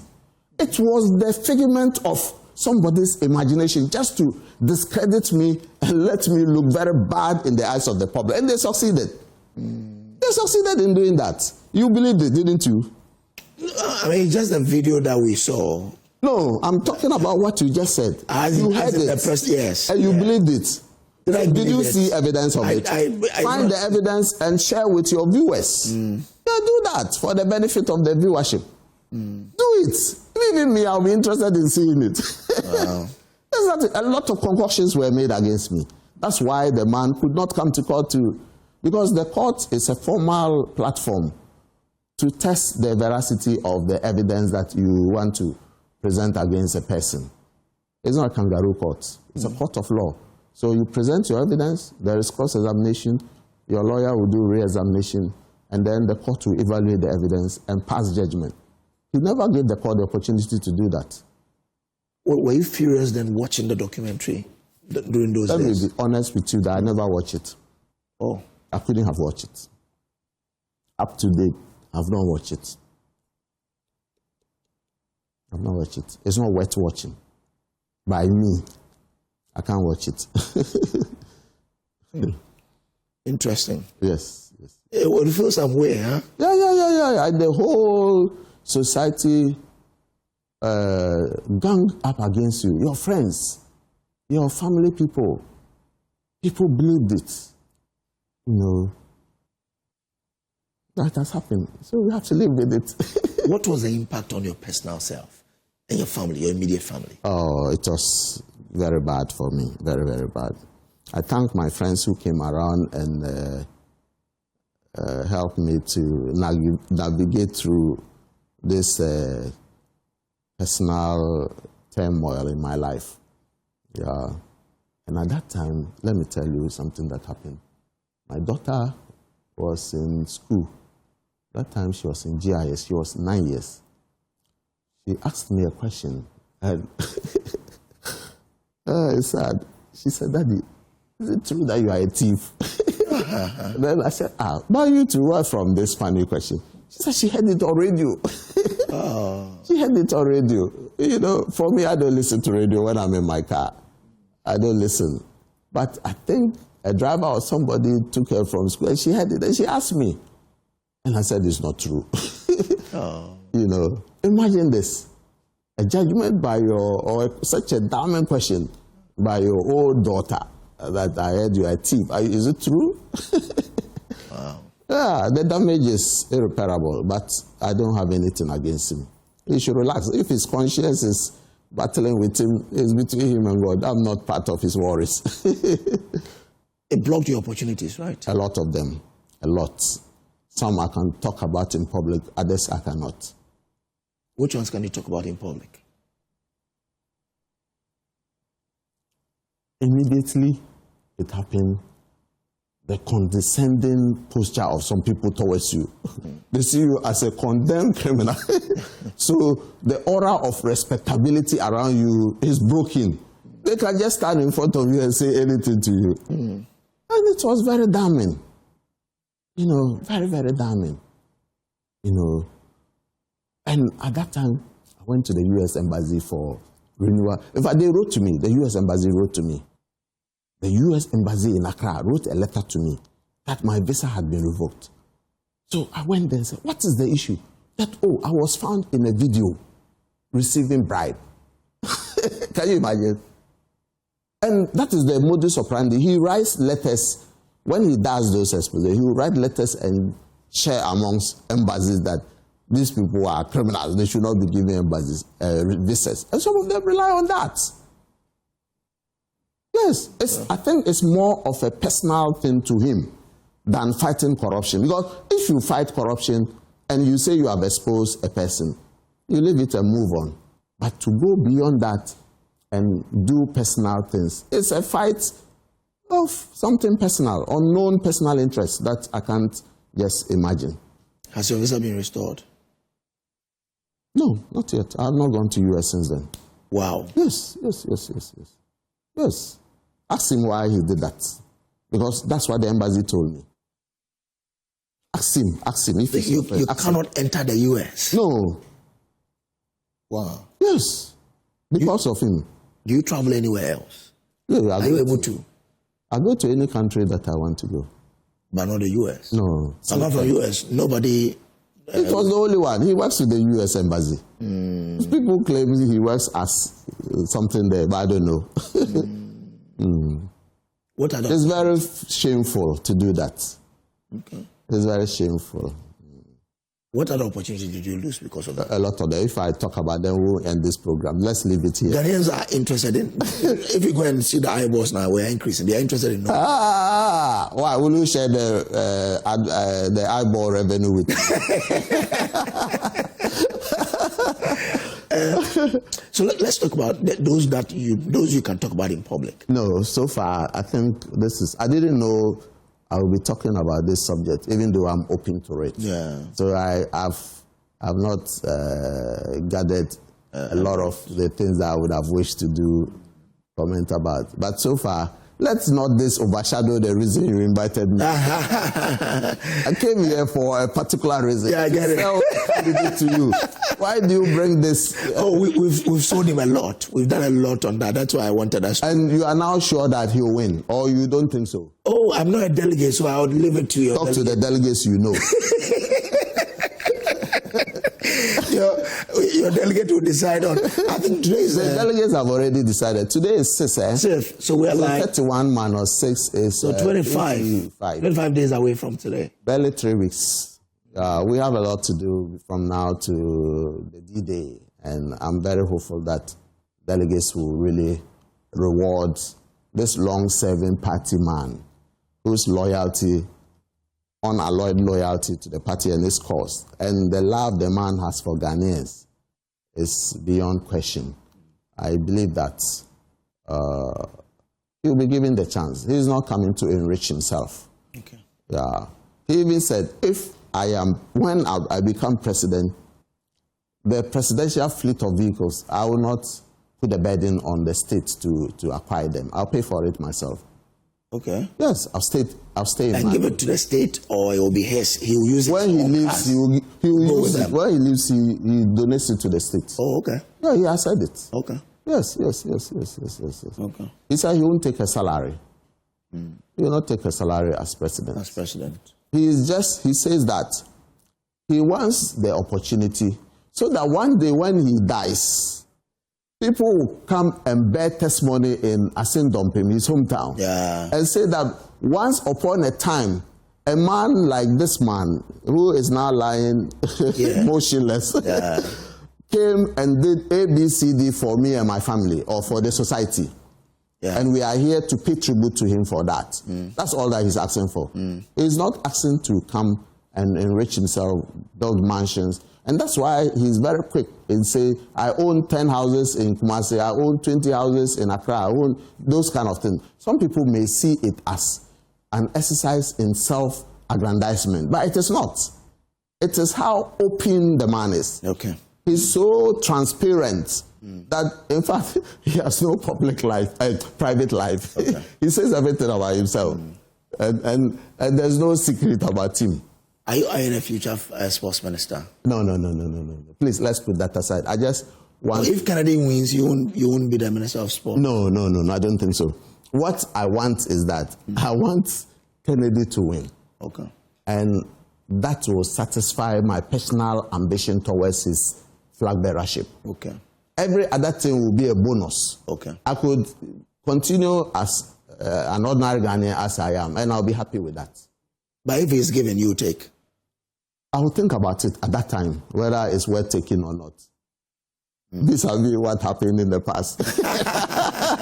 You don't want another wahala for yourself. You know. I'm a Ghanaian. I can serve Ghana in so many capacities. Yeah. When I was at the GFA, a lot of people even forgot that I was a lawyer. They didn't know that I was a lawyer because they thought football administration was a full-time job for me. And I had excelled in that sphere. And so they thought that I had a degree or a master's degree in sports management. No, it was just out of interest. But I'd been a lawyer. Some of my classmates are justices of the Supreme Court. Oh, okay. Yes. Okay. Some of my classmates are justices of the Court of Appeal. Some of my classmates are big lawyers in town. You understand that? So the time I spent in football, if I had spent the same time in my legal profession, maybe I would have been also up there. In fact, when this exposé happened, a friend of mine who is not my classmate, but he's a justice of the Supreme Court, he called me. When I went, he said, you were doing very well in school, and immediately after school, don't you think that you should have remained there? This disgrace and what have you, it's really not good for you. People don't know you. And it's undeserving of you to be treated this way, with scorn, opprobrium, disrespect, contempt, and what have you. You know, but once in a while, you have to live through some of these life experiences. It builds you. I think I'm a better person now. So you don't regret meeting them? Which people? I mean, the people those who gave you the $60,000. No, I regret meeting them. If I have the opportunity again, I will not meet them. I will not meet them. I mean, it's a bogus thing that they did to me. Okay. Because crime happens as a natural evolution of human life. People plan it and then they execute it. But you don't set somebody up and in good faith he does something and then you say, I catch you. Crime doesn't work like that in any jurisdiction. Okay. Yes, it doesn't work anywhere like that. Okay. Kwesi Nyantakyi, I'm grateful to you. Welcome. I'm also grateful for the opportunity. Kwesi Nyantakyi is a former GFA president who likely could have become CAF president, and is a member of the Ken Japan campaign team. This is still the AM show. We will return with much more. Do stay with us. Of work, Enoch Paul Ativo is the lead convener of the coalition. We firmly call on the government of Ghana, the Ministry of Finance, the Ministry of Education, the Ghana Education Service to urgently address the following through this press briefing. 1. Payment of all outstanding salary arrears. All remaining staff identification numbers. 3. Correction of assumption of duty dates. 4. The rectification of errors in ranks, points, and management units. 5. Inclusion of missing names on both the master and the revalidation list. 6. Validation of teachers who have staff identification numbers but remain unvalidated. And finally, payment of arrears to validated teachers whose outstanding salaries have not been captured. He noted that the salary arrears are critical to their survival, as many members are currently grappling with severe financial difficulties. We urgently need our outstanding salaries to settle accumulated debts, pay our rent, cover healthcare expenses, and meet our basic living needs amid the mounting responsibilities we face. Failure to do so will leave us with no other alternative but to lawfully take to the street to demonstrate and demand the justice we rightly deserve. He further warned that legal action will be taken against the Ghana Education Service in accordance with labor laws if the arrears are not cleared by the end of January. The legal action aspect that we are considering is what we find in the labor laws of Ghana. Okay, I've forgotten the article. It's not at my disposal yet, but when you employ somebody, it's a contract, an agreement, and if you don't pay the person for a number of months, the person has the right to follow the legal procedures to go to court for his or her issues to be addressed. The coalition is urging swift government intervention to prevent further hardship among affected teachers as concerns continue to grow over the delayed salary payments. For Joy News, Fatal Bayaga, Accra. Well, thank you for staying with us. Hashmin Mohammed is the Media Relations Officer for the Ministry of Education. Let's get some understanding to this matter. Hashmin, good morning and a happy new year to you. Happy year. Right. I'd like to think this is not new to you. You have heard it. It's been with us for nearly a year or just a bit over a year. How did we, so over 6,000, just for context and clarity, 6,000 teachers say that they have worked up to 15 months, with just about a few months out of that 15 paid. Are you aware of this? Well, we have just been told by this incident through the press conference that they held yesterday. But let me put it on record that it is not the intention of the Ministry of Education or the minister to put any teacher in an uncomfortable situation after rendering service to the state. When it comes to issues of salaries of teachers, it is not only that responsibility is not an exclusive responsibility of the Ministry of Education alone. It also includes other relevant stakeholders like the Controller and Accountant General Department and the Ministry of Finance itself. Now, these teachers that we are talking about, there are two categories of teachers who find themselves in this situation. There's one group who had issues with their staff ID cards, and those category of teachers, through a collaboration between the Ghana Education Service and then the teachers themselves, they took them through administrative processes, and some of them have had their issues resolved, and some they have not been able to go through the administrative process to have their issues addressed. Another layer of teachers, another category of teachers are those who were issued with fake letters. And that group of teachers, unfortunately, with the Ghana Education Service do not have their appointment letters in their record. So that category of teachers, it will be very, very difficult to address their issues. There's another group too who were issued appointment letters, and in the face of the appointment letter, the appointment date was stated, and the date was stated, and the appointment was stated when it will take effect, and those category of people have also been rightly compensated. Yes, there are also another group of people who have worked for a very long time but have not been compensated for a very long time. This is something that the Ministry of Education and then its agency, the Ghana Education Service, are going to liaise with the other stakeholders to find an amicable solution to the issue. Proceed.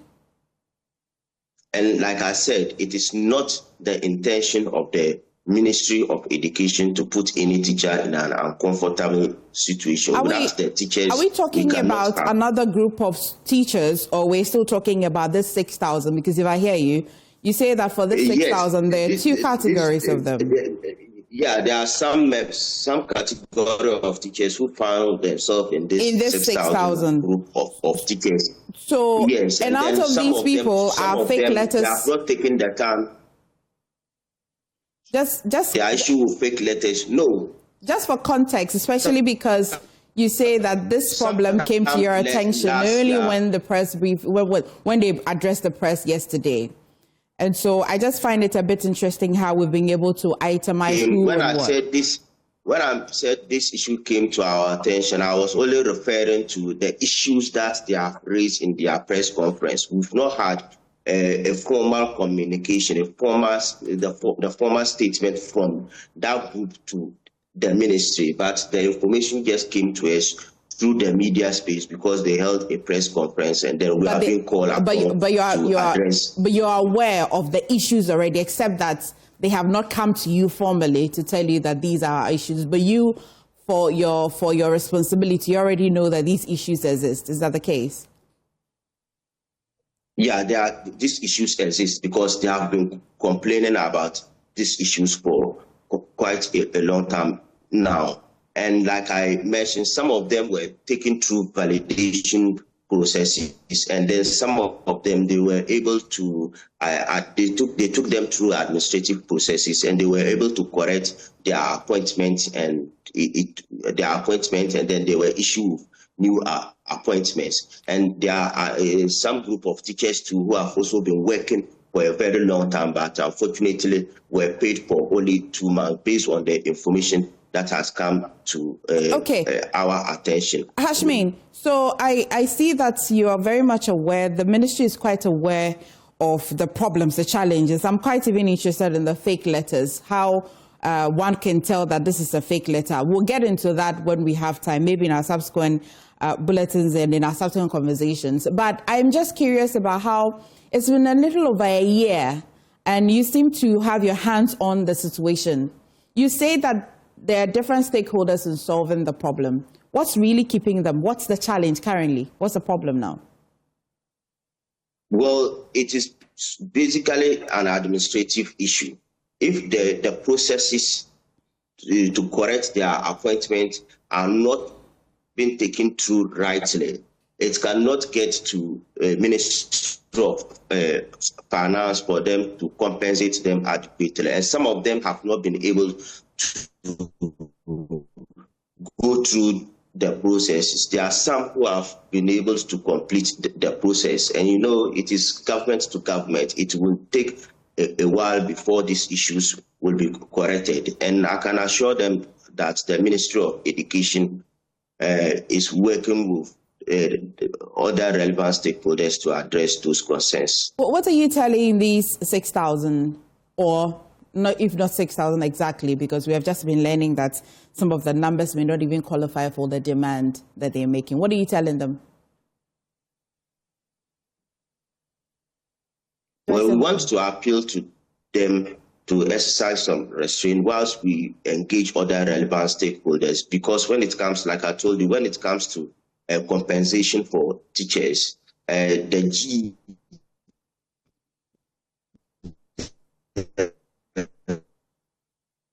Ghana Education Service or the Ministry of Education alone cannot do it itself. So we are going to engage them to see how possible best we can address the issue. Are you able to meet the timeline they have given? January, ending of January. Does it look like you can come up with a solution before the January ends? The most important thing is addressing the issue, and we can only assure them that we will work with the relevant stakeholders to ensure that their issues are being attended to. But they gave you a timeline. And especially these challenges are not novel. I mean, since I was a child, I've had these challenges with teachers unpaid, and even the more challenges that you're drawing our attention to. So in solving them, I hear you, you must engage other stakeholders, but it wouldn't be a new process you'd be following entirely. But they have given you a deadline. What are you saying to that deadline? Yes, they have given us a deadline, but that's why we are also appealing to them to exercise some restraint while we take them through the process to be able to correct the situation, so that we then end up where some people are paid and then another group are not being paid. When is the process starting? When will the process start?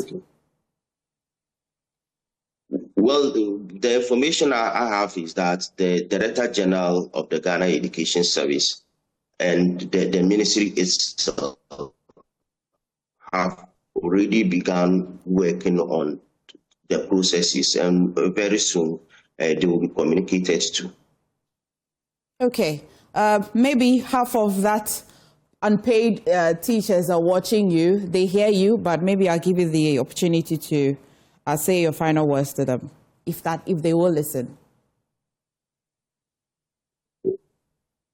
Well,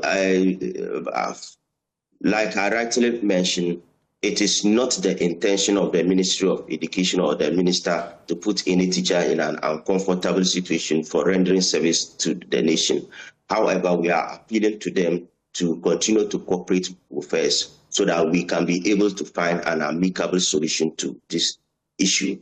And this year alone, we have expressed interest to construct a lot of schools. That means that we'll be employing a lot of teachers. So we can not be a ministry that wants to employ more teachers and at the same time we wouldn't want to compensate them. So we are appealing to them to exercise some restraints whilst we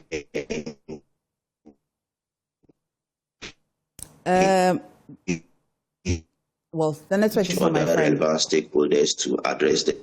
Okay, Hashimi, thank you. The network is not very clear this morning, but thank you so much for joining us on the show. You're watching the AM show. I will just take a quick one. When I come back, we shall be wrapping up. But let me say a good morning to my friend Lawrence Kafuikuwono, who works at the Ministry of Environment. Good morning and a happy new year to you, my brother. I hope you're well. Please stay. We're nearly wrapping.